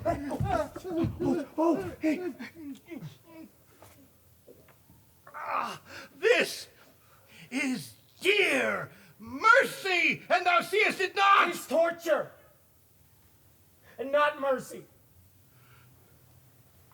Heaven is here, where Juliet lived, and every cat and dog and little mouse, every unworthy thing live here in heaven and may look on her. But Romeo may not. He is banished. Flies may do this, but I from this must fly. They are free men, and I am banished. And sayest thou yet that exile is not death? Hadst thou no poison mixed, no sharp ground knife, no sudden mean of death, though ne'er so mean, but banished to kill me whole? Banished! Friar, the damned use that word in hell. Howlings attend it. How hast thou the heart, being a divine, a ghostly confessor, a sin absolver, and my friend professed to mangle me with that word banished? Oh, fond madman, hear me but speak a word. Oh, thou wilt speak again of banishment. I'll give thee armor to keep off that word. Adversity, sweet milk, philosophy to comfort thee. Oh, thou art banished. Yet banish it. Hang up philosophy. Unless philosophy can make a Juliet, displant a town, reverse a prince's doom, it helps not. It prevails not. Talk no more. Well, then I see madmen have no ears. How should they, when that wise men have no eyes? Let me dispute with thee about thy estate. Thou canst not speak of that thou dost not feel. Wert thou as young as I, Juliet, thy love, an hour but married, Tybalt murdered, doting like me, and like me banished, then mightst thou speak. Then mightst thou tear thy hair and fall upon the ground as I do now, taking the measure of an unmarked grave. Someone comes. Good Romeo, hide thyself. Not I. Unless the breath of heartsick groans, mist-like, enfold me from the search of eyes. Romeo, arise! No. Thou wilt be taken! God's will. What simpleness is this? Whence come you? What's your will? I come from Lady Juliet. Ah, welcome then. Oh, friar, oh, holy friar. Tell me, where is my lady's lord? Where is Romeo? Here. On the ground, with his own tears made drunk. Oh, he is even in my mistress's case, just in her case. Oh, woeful sympathy, piteous predicament. Even so lies she, blubbering and weeping, weeping and blubbering. Stand up. Stand up, stand, and you be a man. For Juliet's sake, for her sake, rise and stand. Why should you fall into so deep an O? Speakst thou of Juliet? How is it with her? Doth she not think me an old murderer? Now I have stained the childhood of our joy with blood removed but little from her own. Where is she? And how doth she? And what says my concealed lady to our cancelled love? She says nothing, sir, but weeps and weeps, and now on her bed falls, and then starts up, and on Tybalt calls, and then on Romeo cries, and then down falls again. As if that name, shot from the deadly level of a gun, did murder her, as that name murdered her kinsman. Oh, friar, tell me. Tell me. In what vile part of this anatomy doth my name lodge? Aye, tell me, that I may sack the hateful mansion, friar. Hold thy desperate hand! Art thou a man? Thy form cries out thou art. Thy wild acts denote the unreasonable fury of a beast. By my holy order, I thought thy disposition better tempered. Hast thou slain Tybalt? And wilt thou slay thyself? And slay thy lady that in thy life lives by doing damned hate upon thyself? Why railest thou against thy birth?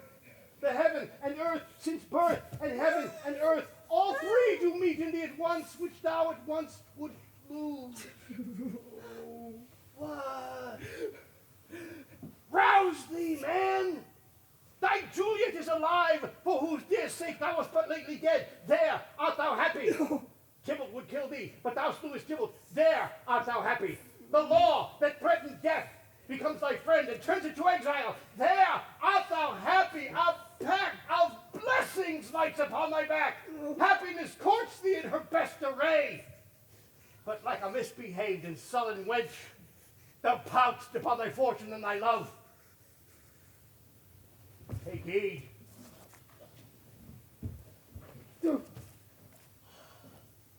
Take heed! For such die miserable. Go. Get thee to thy love as was decreed. Ascend her chamber, hence, and comfort her. But look thou stay not till the watch be set, for then thou canst not pass to Mantua, where thou shalt live, till we can find a time to blaze your marriage, reconcile your friends, beg pardon of the prince, and call thee back with 20,000 times more joy than thou wentst forth in lamentation. Go before, nurse. Commend me to thy lady, and bid her hasten all the house to bed, which heavy sorrow makes them apt unto. Romeo is coming. Oh, Lord, I could have stayed here all the night to hear good counsel. Oh, what learning is. My lord, I will tell my lady that you will come. Do so, and bid my sweet prepare to chide. Here, sir, a ring she bid me give you, sir. Hie you. Make haste, for it grows very late.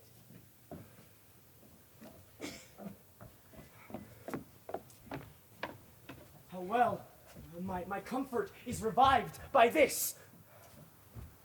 Go hence. Good night. And here stands all your state. Either be gone before the watch be set, or by the break of day disguised from hence. Sojourn in Mantua. I'll find Balthasar, and ye shall signify from time to time every good hap to you that chances here. Give me thy hand. 'Tis late. Farewell. Good night.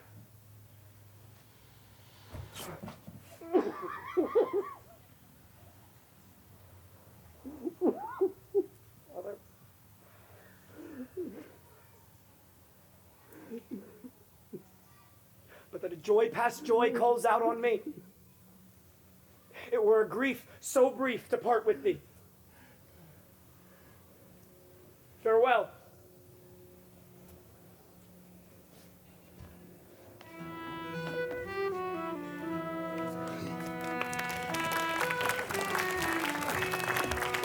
Things have fallen out, sir, so unluckily that we have had no time to move our daughter.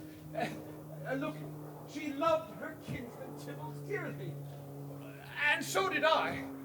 Well, we were born to die. Look you, 'tis late. She'll not come down tonight, I promise you, but for your company I would have been abed an hour ago. These times of woe afford no time to woo. Madam, good night. Commend me to your daughter. I will. Know her name, her mind early tomorrow. Tonight she is mewed up to her happiness. Sir Paris, I will make a desperate tender of my child's love. She will be ruled, I think, in all respects by me. Nay, more, I doubt it not. Go you to Juliet ere you go to bed. Acquaint her here of my son Paris' love, and bid her, mark you me, on Wednesday next. Oh, but soft, what day is this? Monday, my lord. Monday? Ha! Wednesday is too soon. A Thursday be it then. A Thursday tell her she shall be married to this noble earl. Will you be ready? Do you like this haste? We'll make no great ado, a friend or two, for hark you, Tybalt being slain so late, it might be thought we held him carelessly if we revelled much. Therefore, we'll have some half a dozen friends, and there an end. But what say you to Thursday?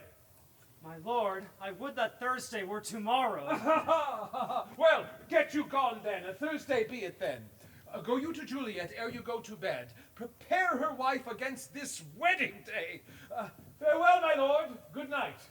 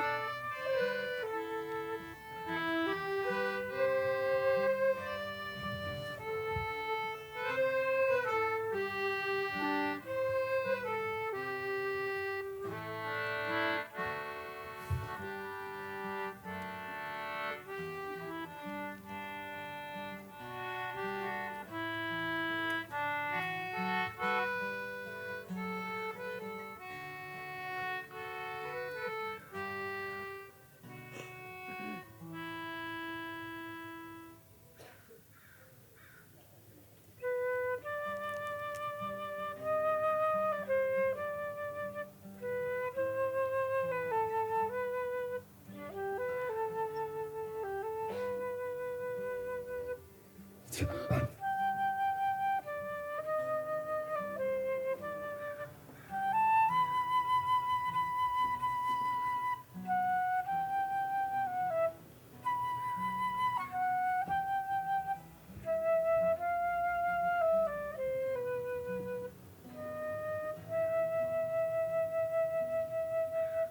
thou be gone? It is not yet near day. It was the nightingale, and not the lark, that pierced the fearful hollow of thine ear. Nightly she sings on yon pomegranate tree. Believe me, love, it was the nightingale. It was the lark, the herald of the morn, no nightingale. Look, love, what envious streaks do lace the severing clouds in yonder east. Night's candles are burnt out, and jocund day stands tiptoe on the misty mountaintops. I must be gone and live, or stay and die. Yon light is not daylight. I know it. It is some meteor that the sun exhales to be to thee this night a torch-bearer, and light thee on thy way to Mantua. Therefore stay yet. Thou needst not to be gone.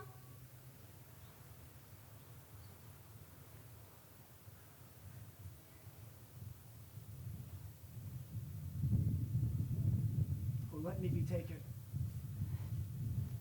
Let me be put to death. I am content, so thou wilt have it so. I'll say, yon gray is not the morning's eye. 'Tis but the pale reflex of Cynthia's brow. Nor that is not the lark, whose notes do beat the vaulty heaven so high above our heads.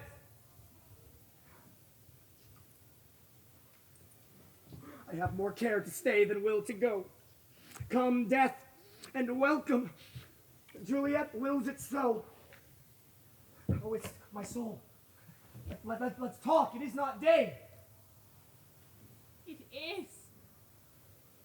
It is. High hence be gone away. It is the lark that sings so out of tune, straining harsh discords and unpleasing sharps. Oh, some say the lark makes sweet division. This doth not so, for she divideth us. Oh, now be gone.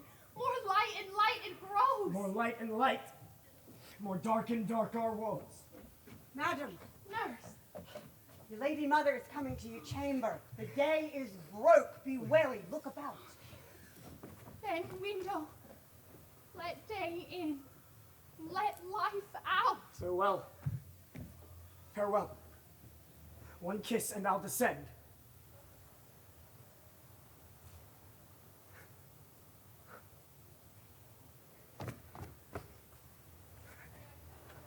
Art thou gone so? Love, Lord, I, husband, friend, I must hear from thee every day in the minute, for in a minute there are many days. Oh, by this count I shall be much in years, ere I again behold my Romeo. Farewell. I will omit no opportunity that may convey my greetings, love, to thee. Think'st thou we shall ever meet again? I doubt it not, and all these woes shall serve for sweet discourses in our time to come. Oh, God, I have an ill-divining soul. Methinks I see thee now as one dead in the bottom of a tomb. Either my eyesight fails, or thou lookst pale. And trust me, love. In my eyes, so do you.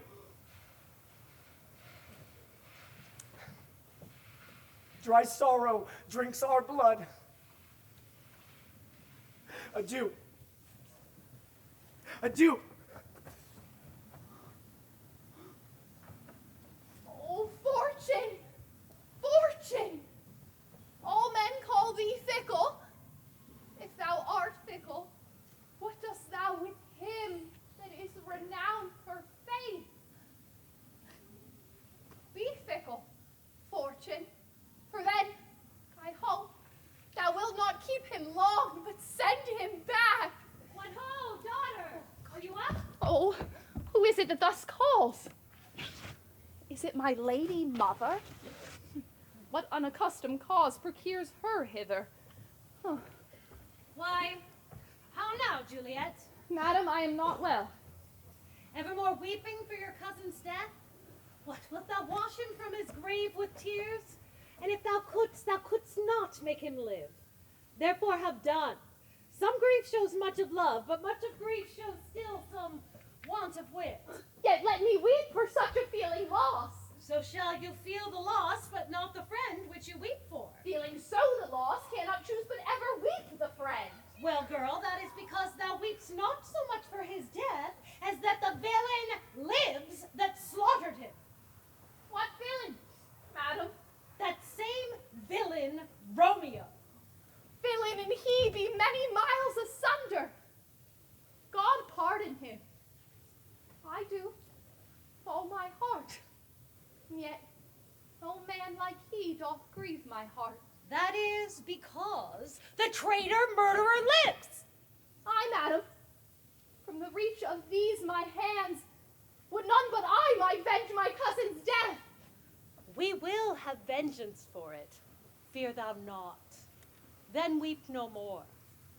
I'll send to one in Mantua, where that same banished renegade doth live. Shall give him such an unaccustomed dram that he shall soon keep Tybalt's company. And then, I hope, thou wilt be satisfied. Indeed, I never shall be satisfied with Romeo till I behold him dead. Is my poor heart for a kinsman vexed? Oh, madam, if you could find out but a man to bear a poison, I would temper it, that Romeo would, upon receipt thereof, soon sleep in quiet. Oh, how my heart abhors to hear him named and cannot come to him, to wreak the love I bore my cousin upon his body that slaughtered him.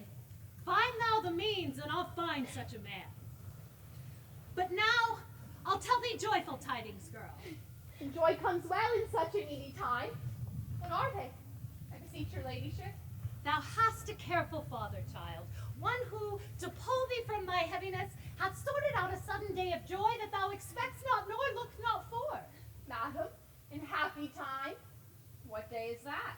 Marry, my child, early next Thursday morn. The gallant, young, and handsome gentleman, the County Paris, at St. Peter's Church shall happily make thee there a joyful bride. Now by St. Peter's Church and Peter too, he shall not make me there a joyful bride. I wonder at this haste that I should wed ere he that should be husband comes to woo. I pray you, lady, tell my lord and father I will not marry yet. And when I do, I swear it shall be Romeo, whom you know I hate, rather than Paris. Oh, these are news indeed. Here comes your father, child. Tell him so yourself and see how he will take it in your hands.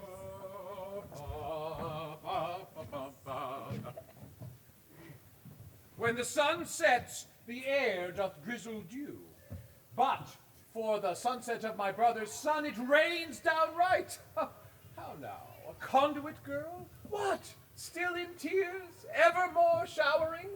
In one little body thou counterfeit'st a bark, a sea, a wind.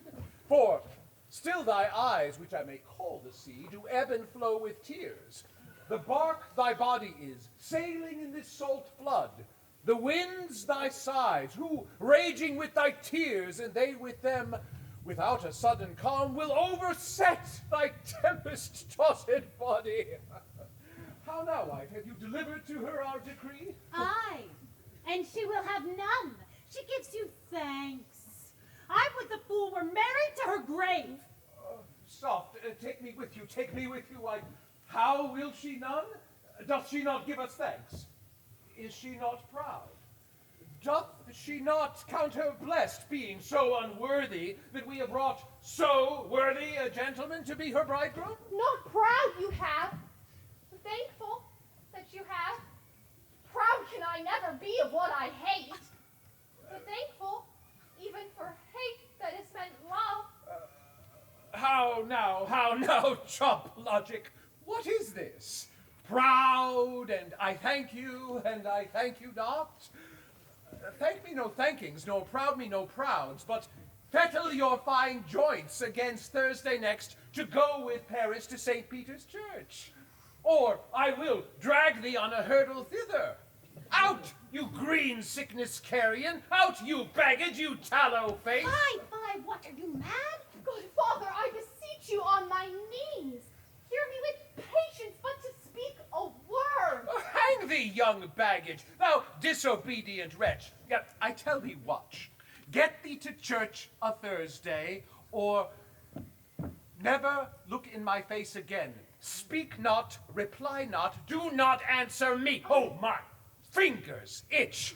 Wife, we scarce thought us blessed that God had lent us but this only child. But now I see that one is one too much, and that we have a curse in having her. Out on her, Hilding! Oh, God in heaven bless her!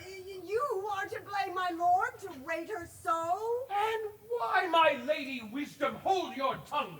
Good prudence, smatter with your gossips go. I speak no treason. Oh, God, yea, God, dead. Cannot one speak? Peace, you mumbling fool! Utter your gravity or a gossip's bowl, for here we need it not! You are too hot. God's bread, it makes me mad. Day and night my care hath been to see her matched, and having now provided a gentleman of noble birth,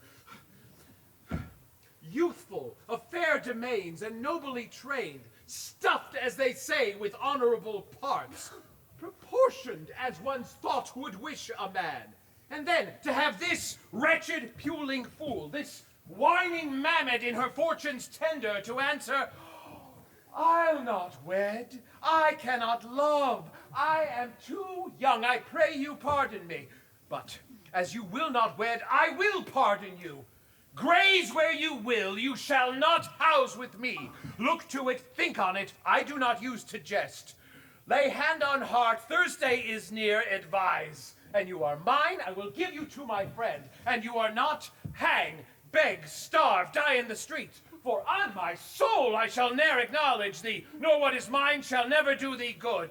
Trust to it, bethink you, I'll not be forsworn!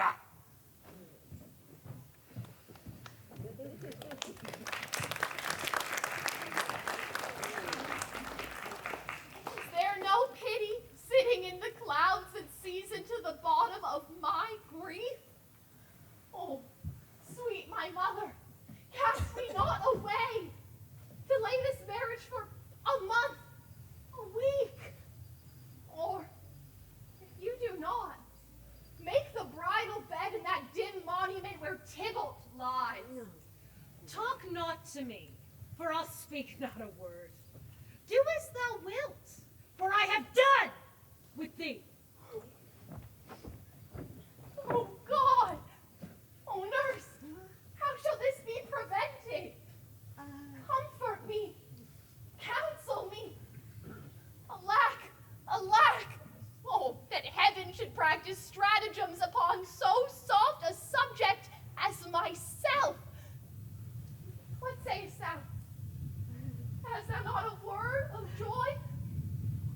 Some comfort, nurse. Faith, here it is. Romeo is vanishing, and all the world to nothing that he dares ne'er come back to challenge you. Or if he did, it needs must be by stealth. Then, since the case so stands as now it doth, I think it best that you marry with the county. Oh, he's a lovely gentleman. Romeo's a dishclout to him. An eagle, madam, hath not so green, so quick, so fair an eye as Paris hath. Beshrew my very heart, I think that you are happy in this second marriage, for it excels your first. Or if it did not, your first is dead. Or 'twere as good he were as living here and you no use of him. Speakest thou from thy heart? from my soul, too. Or else beshrew them both. Amen. What? Well, thou hast comforted me marvelous much.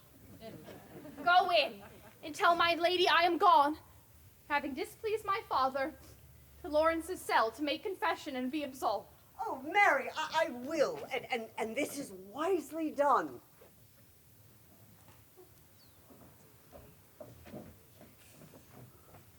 Ancient damnation!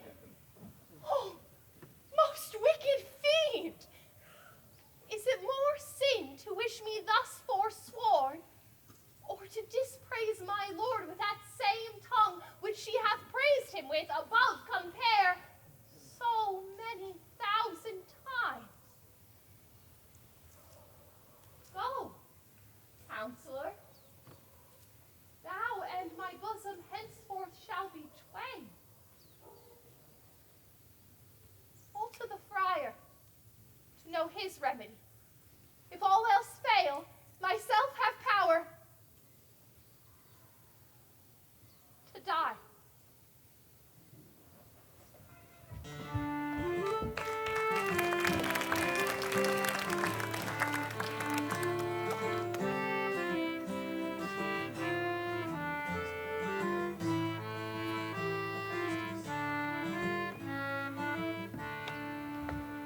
On Thursday, sir.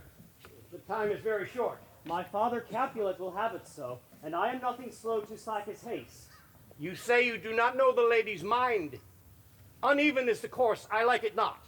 Immoderately she weeps for Tybalt's death, and therefore have I little talked of love, for Venus smiles not in a house of tears. Now, sir, her father counts it dangerous that she doth give her sorrow so much sway, and in his wisdom hastes our marriage, to stop the inundation of her tears, which too much minded by herself alone may be put from her by society. Now do you know the reason for this haste? I would I knew not why it should be slowed. Look, sir, here comes the lady towards myself. Happily met, my lady and my wife. That may be, sir, when I may be a wife. That may be must be, love, on Thursday next. What must be shall be. That's a certain text. Come you to make confession to this father? To answer that, I should confess to you. Do not deny to him that you love me. I will confess to you that I love him. So will ye, I am sure, that you love me. If I do so, it will be of more price being spoke behind your back than to your face. Poor soul, thy face is much abused with tears. Tears have got small victory by that, for it was bad enough before their spite. Thou wrong'st it more than tears with that report. That is no slander, sir, which is a truth. And what I spake it to my face. Thy face is mine, and thou hast slandered it. It may be so, for it is not mine own.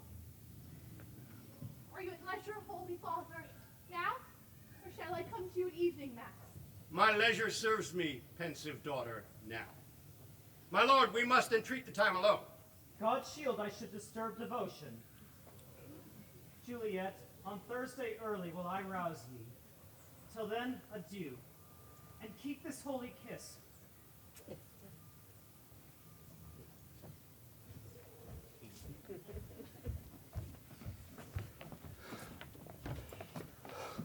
Oh, shut the door! And when thou hast done so, come weep with me. Past hope, past cure, past help. Ah, Juliet, I already know thy grief. It strains me past the compass of my wits. I hear thou must, and nothing may prorogue it, on Thursday next be married to this county. Tell me not, friar, that thou hearest of this, unless thou tell me how I may prevent it. If, in thy wisdom, thou canst give no help, do thou but call my resolution wise, and with this knife I'll help it presently. God joined my heart and Romeo's. Thou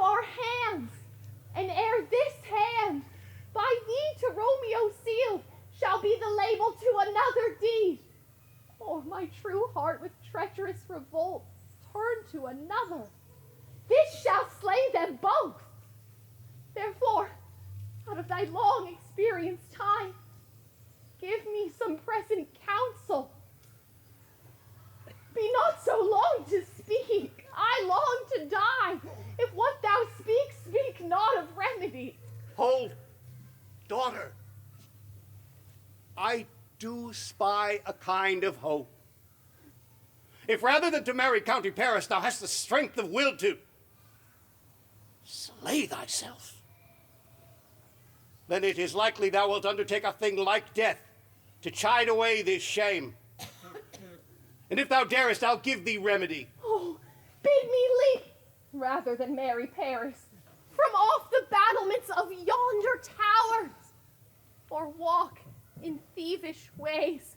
Bid me lurk where serpents are, chain me with roaring bears, or shut me nightly in a charnel house, or covered quite with dead men's rattling bones. And I shall do it, without fear or doubt, to live an unstained wife to my sweet love. Hold. Go home. Be merry. Give consent to marry Paris. So Wednesday is tomorrow. Tomorrow night, look that thou lie alone. Let not thy nurse lie with thee in thy chamber. Take thou this vial, being then in bed, and this distilled liquor drink thou off, when presently through all thy veins shall run a cold and drowsy humor, for no pulse shall keep his native progress but surcease. No warmth, no breath shall testify thou livest, and in this borrowed likeness of shrunk death thou shalt continue 42 hours, and then awake, as from a pleasant sleep. Now when the bridegroom in the morning comes to rouse thee from thy bed, there art thou dead. Then, as the manner of our country is, in thy best robes, uncovered on the bier, thou shalt be borne to that same ancient vault where all the kindred of the Capulets lie. In the meantime, against thou shalt awake, shall Romeo by my letters know our drift, and hither shall he come, and that very night shall Romeo bear thee hence to Mantua. And this shall free thee from this present shame, if no inconstant toy nor womanish fear abate thy valor in the acting it. Oh, give me. Oh, tell not me of fear. Hold. Get you gone. Be strong and prosperous in this resolve. I'll send a friar with speed to Mantua with my letters to your lord. Love, give me strength. Farewell. Dear Father.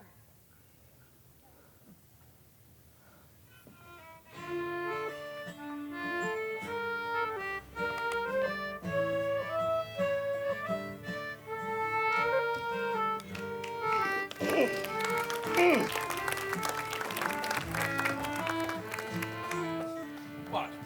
Is my daughter gone to Friar Laurence? Aye, forsooth.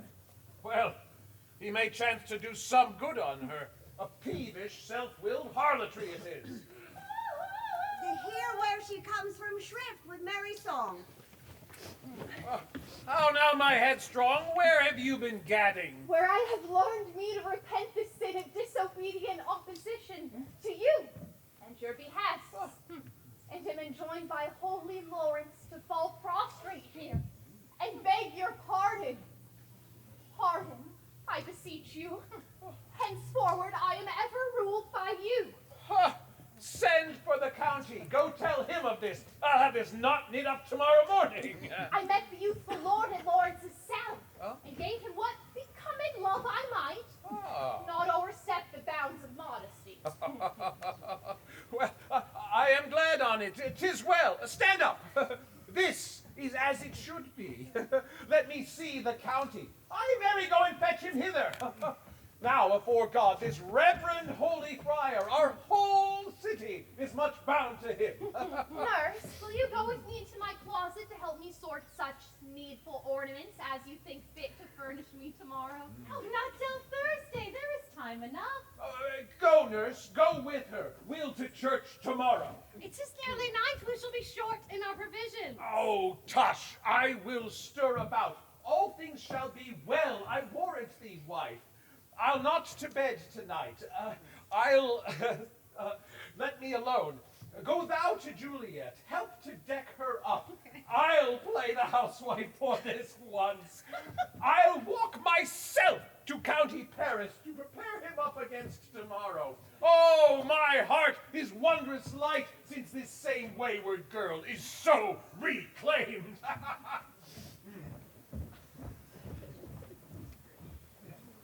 Aye, those attires are best. But, gentle nurse, I pray you, leave me to myself tonight, for I have need of many orisons to move the heavens to smile upon my state, which, thou well knowest, is cross and full of sin. How now, Juliet, needest thou my help? No, madam, we have called such necessaries as are behoveful for our state tomorrow. So please you, let me now be left alone, and let the nurse this night sit up with you, for I am sure you have your hands full all in this so sudden business. Good night, and get thee rest, for thou hast need.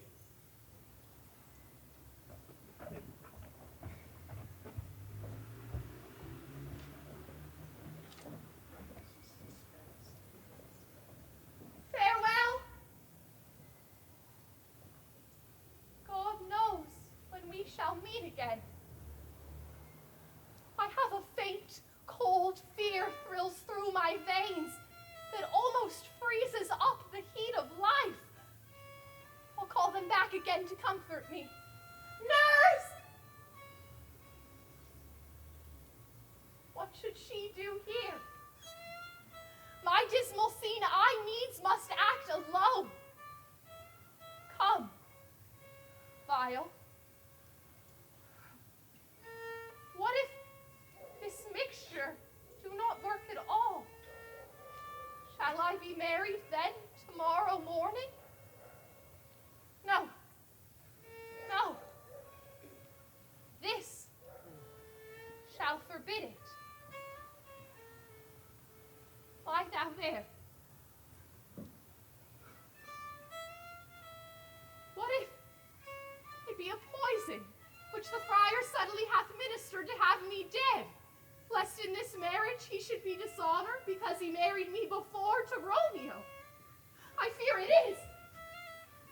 And yet, methinks it should not, for he has still been tried a holy man. How if, when I am laid in the tomb, I wake before the time that Romeo comes to redeem me? There's a fearful point. Shall I not be stifled in the vault, to whose foul mouth no wholesome air breathes in, and there die strangled ere my Romeo comes? Or, if I live, shall not the terror of the place, an ancient receptacle where for this many hundred years the bones of all my buried ancestors are packed, make me run mad and dash out my desperate praise?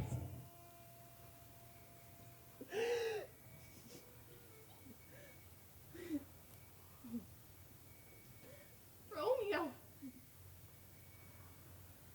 Romeo. Romeo. This do I drink to thee.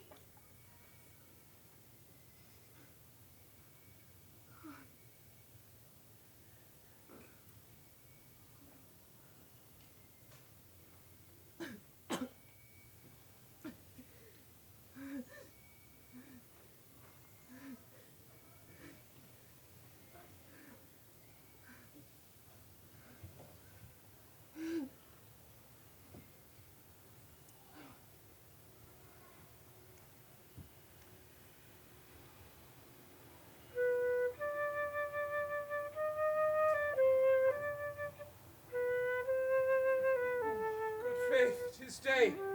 Oh, this day. The county will be here with music straight, for so he said he would. Oh, I hear him near. Nurse, go waken Juliet. Go and deck her up. I'll go and chat with Paris.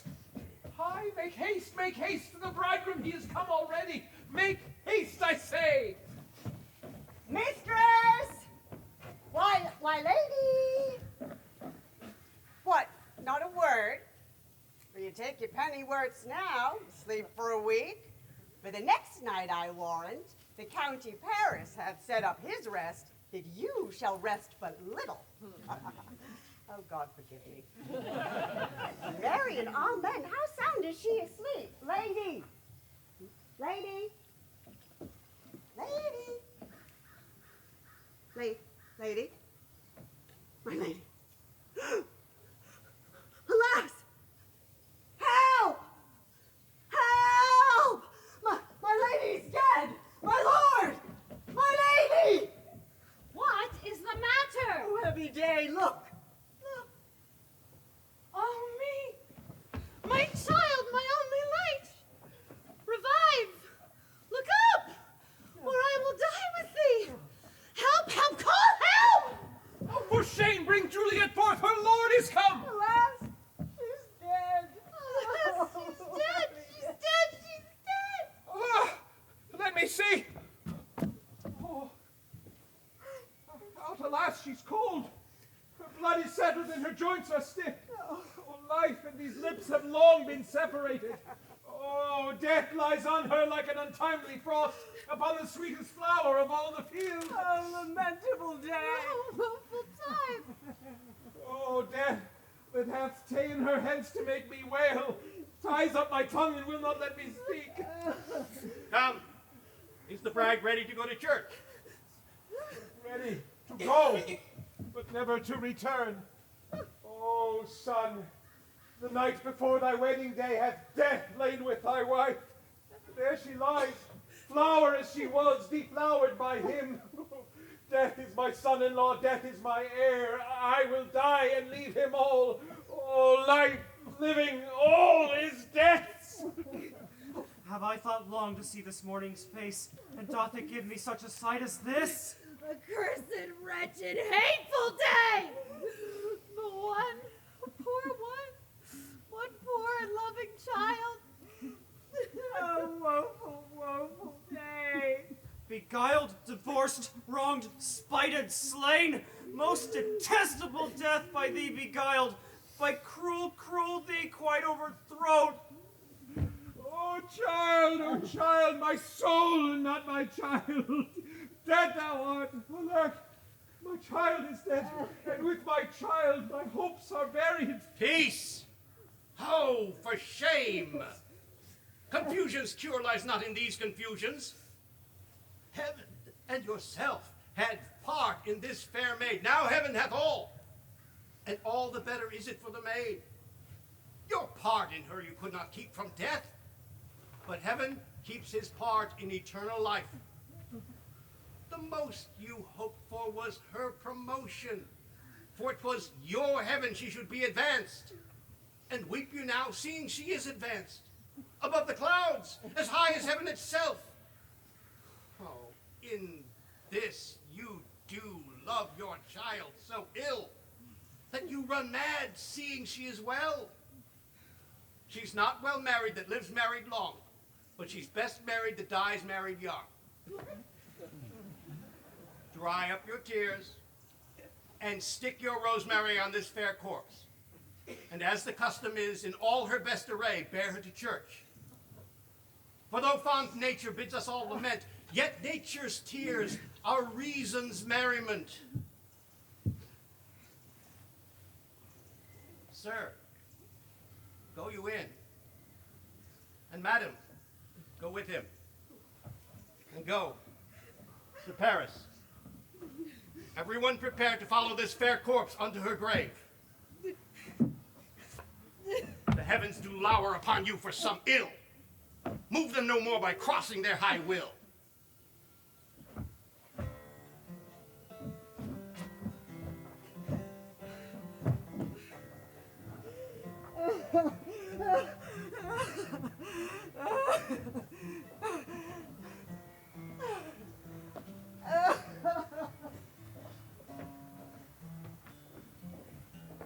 Finally trust the flattering truth of sleep. My dreams presage some joyful news at hand. My bosom's lord sits lightly in his throne, and all this day an unaccustomed spirit lifts him of the ground with cheerful thoughts. I dreamt my lady came and found me dead. Strange dream that gives a dead man leave to think. And breathed such life with kisses on my lips that I revived and was an emperor. On me. How sweet is love itself possessed, when but love's shadows are so rich in joy. News from Verona. How now, Balthasar? Dost thou not bring letters from the friar? How doth my lady? Is my father well? How fares my Juliet? That I ask again, for nothing can be ill if she be well. Then she is well, and nothing can be ill. Nay, her body sleeps in Capulet's monument, and her immortal part with the angels lives. I saw her laid low in her kindred's vault, and presently took post to tell it you. Forgive me for bringing these ill news.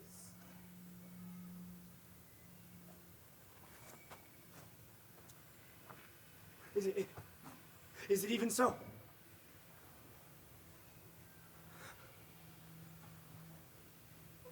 Then I defy you!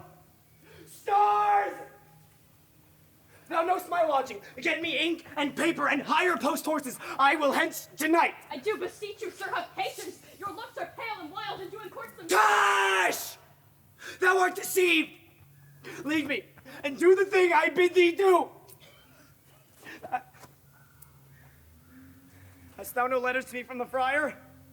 No, my good lord. No matter.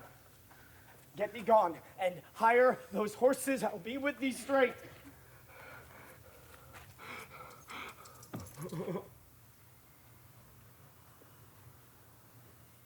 Well, Juliet, I will lie with thee tonight. Let's see, for me. Oh, mischief! Thou art swift to enter in the thoughts of desperate men. I do remember an apothecary. And hereabouts he dwells, meager were his looks. A sharp misery had worn him to the bones, and in his needy shop a tortoise hung, an alligator stuffed, and other skins of ill-shaped fishes. Noting this penury, to myself I said, and if a man did need a poison now, whose sale is present death in Mantua, here lives a caitiff wretch, would sell at him. This same thought did but forerun my need, and this same needy man must sell it me. As I remember, this should be the house. What ho! Apothecary! Who calls so loud? Come hither, man. I see that thou art poor. Hold, there is 40 ducats. Let me have a dram of poison, such soon speeding gear as will disperse itself through all the veins, that the life-weary taker may fall dead, and that the trunk may be discharged of breath as violently as hasty powder fired doth hurry from the fatal cannon's womb. What mortal drugs I have, and Mantua's law is death to any he that utters them. Art thou so bare and full of wretchedness and fierce to die? Famine is in thy cheeks. Need and oppression starveth in thine eyes. Contempt and beggary hangs upon thy back. The world is not thy friend, nor the world's law. The world affords no law to make thee rich. Then be not poor, and break it, and take this. My poverty, but not my will, consents. I pay thy poverty, and not thy will. Put this in any liquid thing you will, and drink it off. And if you had the strength of 20 men, it would dispatch you straight. There's thy gold. Worse poison to men's souls. Farewell. Buy food and get thyself in flesh.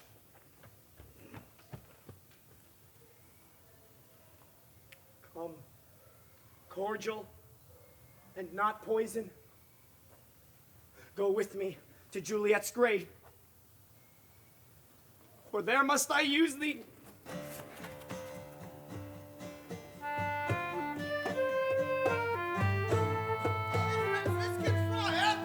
Brother, ho! Ah, my God. Welcome from Mantua. Oh. What says Romeo? Or, if his mind be rich, give me his letter. Well, going to find a barefoot brother out, one of our order, to deliver your message. I found him visiting the sick. Then the searchers of the town, suspecting we were both in a house where the infectious pestilence did reign, sealed up the doors and would not let us forth, so that my speed to Mantua there was stayed. Well, who bare my letter then to Romeo? Oh, I could not send it. Look, here it is again. Nor can I get a messenger to bring it thee, so fearful were they of infection. Unhappy fortune. By my brotherhood, the letter was not nice, but full of charge of dear import. Oh. And the neglecting it made too much danger. Oh. All right, John, go hence. Bring me an iron crow, and bring it straight unto my cell. Brother, I'll go and bring it thee.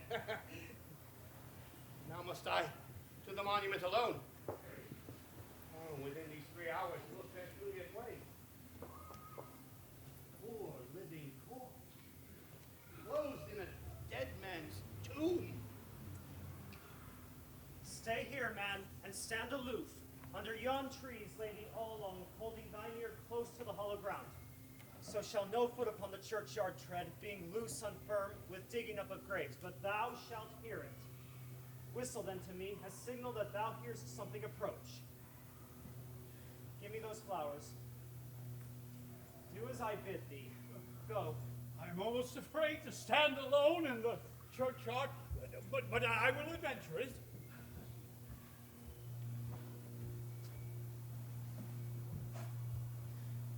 Sweet flower, with flowers thy bridal bed I strew. Oh, woe, thy canopy is dust and stones, which with sweet water nightly I will dew, for wanting that, with tears distilled by moans. The obsequies that I for thee will keep, nightly shall be to strew thy grave and weep. Woo!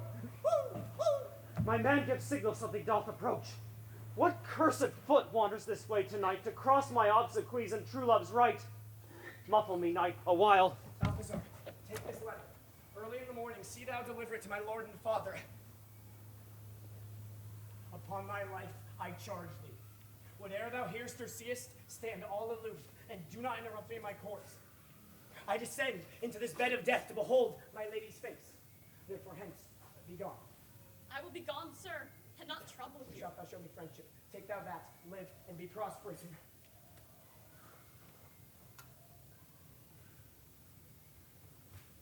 Farewell, good fellow. For all this, I'll hide me hereabouts. His looks I fear, and his intents I doubt. Thou detestable maw, thou womb of death, gorged with the dearest morsel of the earth. Thus I enforce thy rotten jaws to open, and in despite I'll cram thee with more food. This is that banished haughty Montague that murdered my love's cousin, with which grief it is supposed the fair creature died. And here's come to do some villainous shame to the dead bodies. I will apprehend him. Stop thy unhallowed toil, vile Montague. Can vengeance be pursued further than death? Sir. Condemned villain, I do apprehend thee. Obey and go with me, for thou must die. I must indeed, and therefore came I hither. Good, gentle youth, tempt not a desperate man. Fly hence and leave me. I think upon these gone. Let them affright thee. I beseech thee, put not another sin upon my head by urging me to fury. Oh, be gone! By heaven, I love thee better than myself, for I come hither armed against myself. Stay not. Be gone. Live! And hereafter, say a madman's mercy bade thee run away. I do defy thy conjurations and apprehend thee for a felon here. Wilt thou provoke me? Then have at thee. Oh, Lord, they fight! I will go pour one.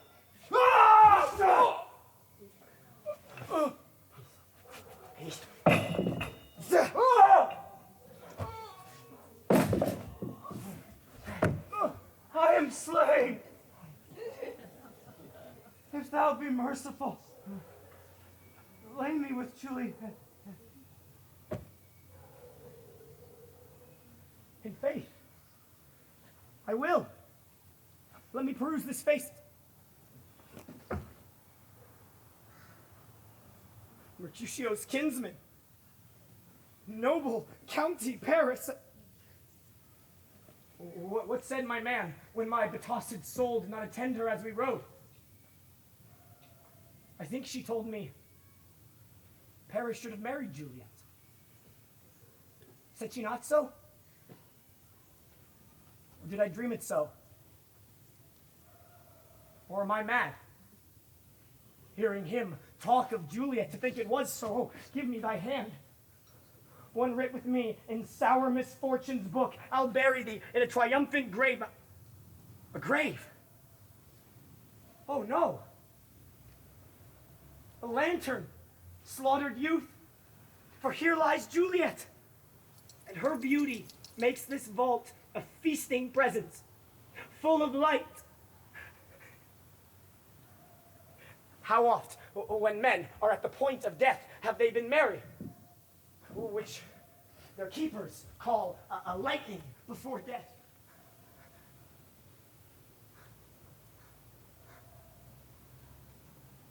How may I call this a lightning? Oh, my love! My wife! Death that hath sucked the honey of thy breath hath had no power yet upon thy beauty. Thou art not conquered. Beauty's ensign yet is crimson in thy cheeks and in thy lips, and death's pale flag is not advanced there. Oh, my dear Juliet!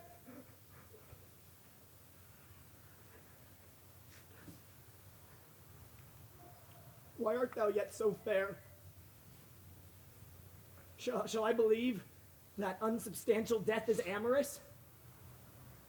And that the lean, abhorred monster keeps thee here in the dark to be his paramour, for fear of that? I still will stay with thee, and never from this palace of dim night depart again. Here will I remain, with worms that are thy chambermaids.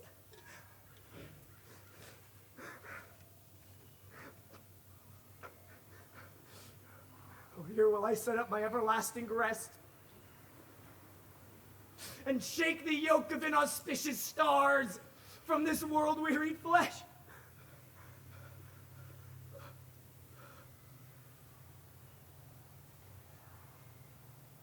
Eyes look your last.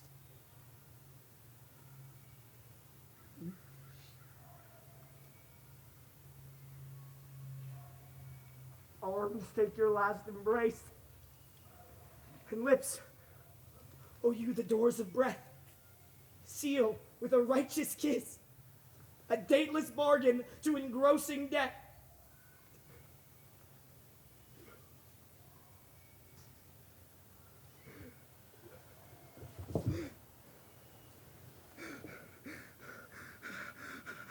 Oh, come, oh, come, bitter conduct. Come, unsavory guide, thou desperate pilot. Now at once, run on the dashing rocks, thy seasick, weary bark. Here's to my love.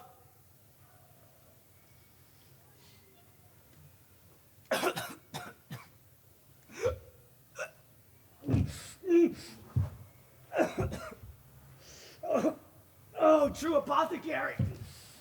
Thy drugs are quick. Thus, with a kiss, I die. St. Francis, be my speed. How often I have my own feet stumbled at graves. Who's there? A friend, and one that knows you well. Bliss be upon you. Balthasar. Go with me to the vault. I dare not, sir. My master knows not that I am gone hence, and did pay me to stay not to look on his intents. Stay then. I'll go alone.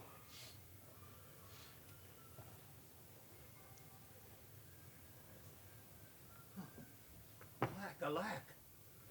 What blood is this which stains the stony entrance of this sepulchre? What mean these masterless and gory swords to lie discolored in this place of peace? Romeo! Oh, pale. Oh, who else? What, Paris too? And steeped in blood? What an unkind hour is guilty of this lamentable chance. Well, the lady stirs. Oh, comfortable friar! There is my lord. I do remember well where I should be, and there I am. Where is my Romeo? I hear some noise. Lady, come from this nest of death, contagion, and unnatural sleep. A greater power than we can contradict hath thwarted our intents. Come, come away. Thy husband in thy bosom there lies dead. And Paris too. Come, come, I'll dispose of thee among a sisterhood of holy nuns. Stay not to question, for the watch is coming. Come, go, good Juliet. I dare no longer stay.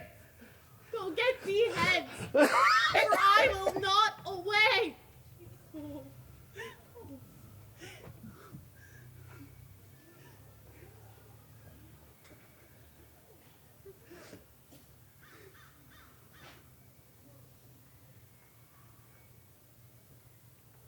What's this? A cup closed in my true love's hand?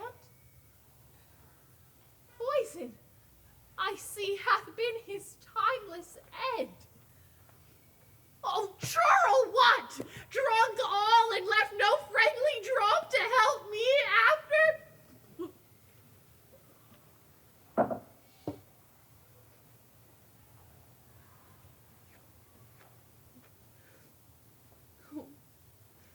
I will kiss thy lips. Haply some poison yet doth hang on them. Help me die with the restorative.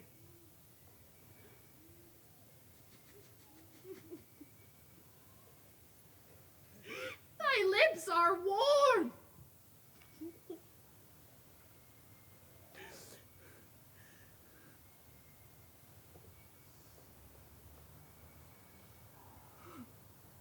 Oh, happy dagger.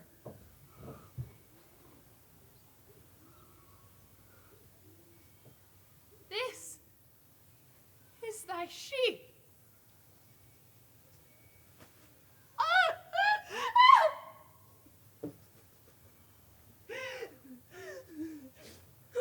There, rust, and let me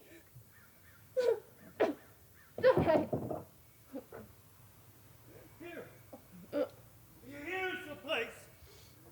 Oh, there, where the tomb doth gape.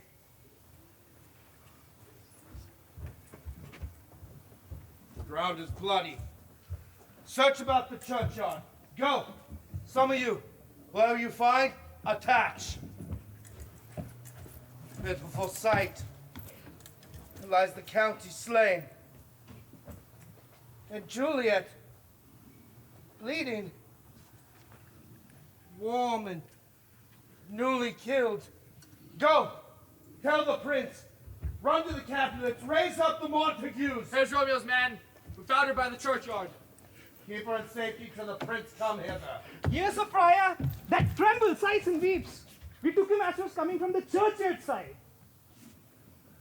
Great suspicion. Stay the friar too. What misadventure is so early up that calls our person from our morning dress? What should it be that they so shriek abroad? The people in the street cry Romeo, some Paris and some Juliet, and they run with public outcry to our monument. What fear is this that startles in our ears? Sovereign, Here lies the County Paris slain, and Romeo dead, and Juliet dead before, woman you killed. Search, seek to know how this foul murder comes. Here's a friar, and slaughtered Romeo's man. Oh, heavens! Oh, wife, look how our daughter bleeds! Oh, me! The sight of death is as a bell that warms my old age to a sepulchre. Come, Montague, for thou art early up to see thy son and heir more early down. Alas, my liege, my wife is dead tonight.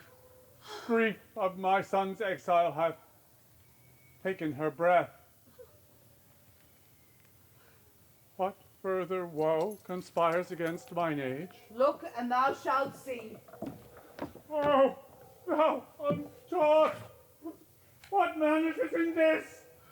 To press before thy father to a grave! Seal up the mouth of outrage for a while, till we have cleared these ambiguities and know their spring, their head, their true intent. Then will I be general of your woes. Call forth the parties of suspicion. Here, my lord. Friar, say at once what thou dost know in this. I will be brief, for my short day of breath is not so long as is a tedious tale. Romeo, there dead, was husband to that Juliet, and she, there dead, that Romeo's faithful wife. I married them. And their fateful marriage day was Tybalt's doomsday, whose untimely death banished the new-made bridegroom from the city, for whom, and not for Tybalt, Juliet pined. You, to remove that siege of grief from her betrothed, and would have married her perforce to County Paris. Then comes she to me, and with wild looks bid me devise some mean to rid her from this second marriage, or in my cell there would she kill herself. Then gave I her, so tutored by my art, a sleeping potion, which so took effect as I intended, for it wrought on her the form of death. Meantime, I writ to Romeo that he should hither come on this dire night to help to take her from her borrowed grave, being the time the potion's force should cease. But he which bore my letter, Friar John, was stayed by accident, and yesternight returned my letter back. Then all alone, at the prefixed hour of her waking, came I to take her from her kindred's vault, meaning to keep her closely at my cell till I conveniently could send to Romeo. But when I came, some minute ere the time of her waking, here untimely lay the noble Paris and true Romeo dead. She wakes, and I entreated her, come forth and bear this work of heaven with patience. But then a noise did scare me from the tomb, and she, too desperate, would not go with me. But as it seems, did violence on herself. All this I know, and to the marriage her nurse is privy. And if aught in this miscarried by my fault, let my old life be sacrificed some hour before his time, unto the rigor of severest law. We still have known thee for a holy man. Where is Romeo's man? What can she say in this? I delivered to my master news of Juliet's death, and came in haste from Mantua to this vault, this monument, this letter. He bid me give his father, and paid me to depart and leave him here. Give me the letter, I will look on it. Where is the county's man who raised the watch? Sirrah, how came your master in this place? He came with flowers to strew his lady's grave, and bid me stand aloof, and so I did. But by and by came one with angry spleen to ope the tomb, and my master drew on him, and then I ran away to call the watch. This letter doth make good the friar's words, their course of love, the tidings of her death. And here he writes that he did buy a potion from a poor apothecary, and therewithal came to this vault to die, to lie with Juliet. Where be these enemies? Capulet, Montague, see what a scourge is laid upon your hate, that heaven finds means to kill your joys with love. And I, for winking at your discourse, to have lost a brace of kinsmen. All are punished. Oh, Brother Montague, Give me thy hand. This is my daughter's jointure, for no more can I demand. But I can give thee more, for I will raise her a statue in pure gold, that while Verona by that name is known, there shall no figure at such rate be set as that of true and faithful Juliet. As rich shall Romeo's by his ladies lie, poor sacrifices of our enmity. A glooming peace this morning with it brings. The sun for sorrow will not show his head. Go hence to have more talk of these sad things.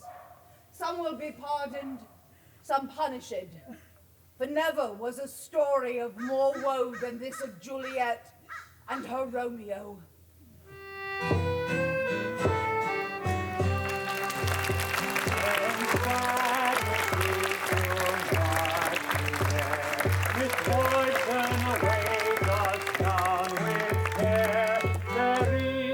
Truth for all to share that brings hope to the hopeless. L'amore vince la morte, over death love will always prevail.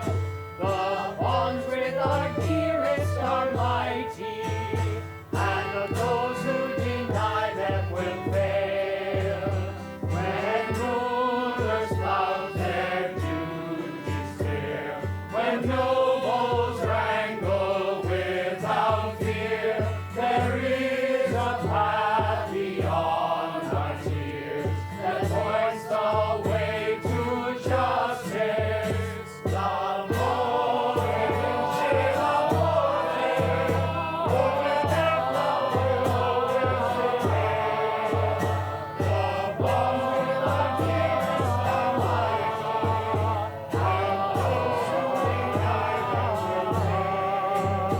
when fate divides us, keeps us weak, when bitterness has reached its peak, there is a time to act and speak for those who do come after. L'amore vince la morte, over death love will always prevail. The bonds with our dearest are mighty, and those who deny them will fail. And those who deny them will fail.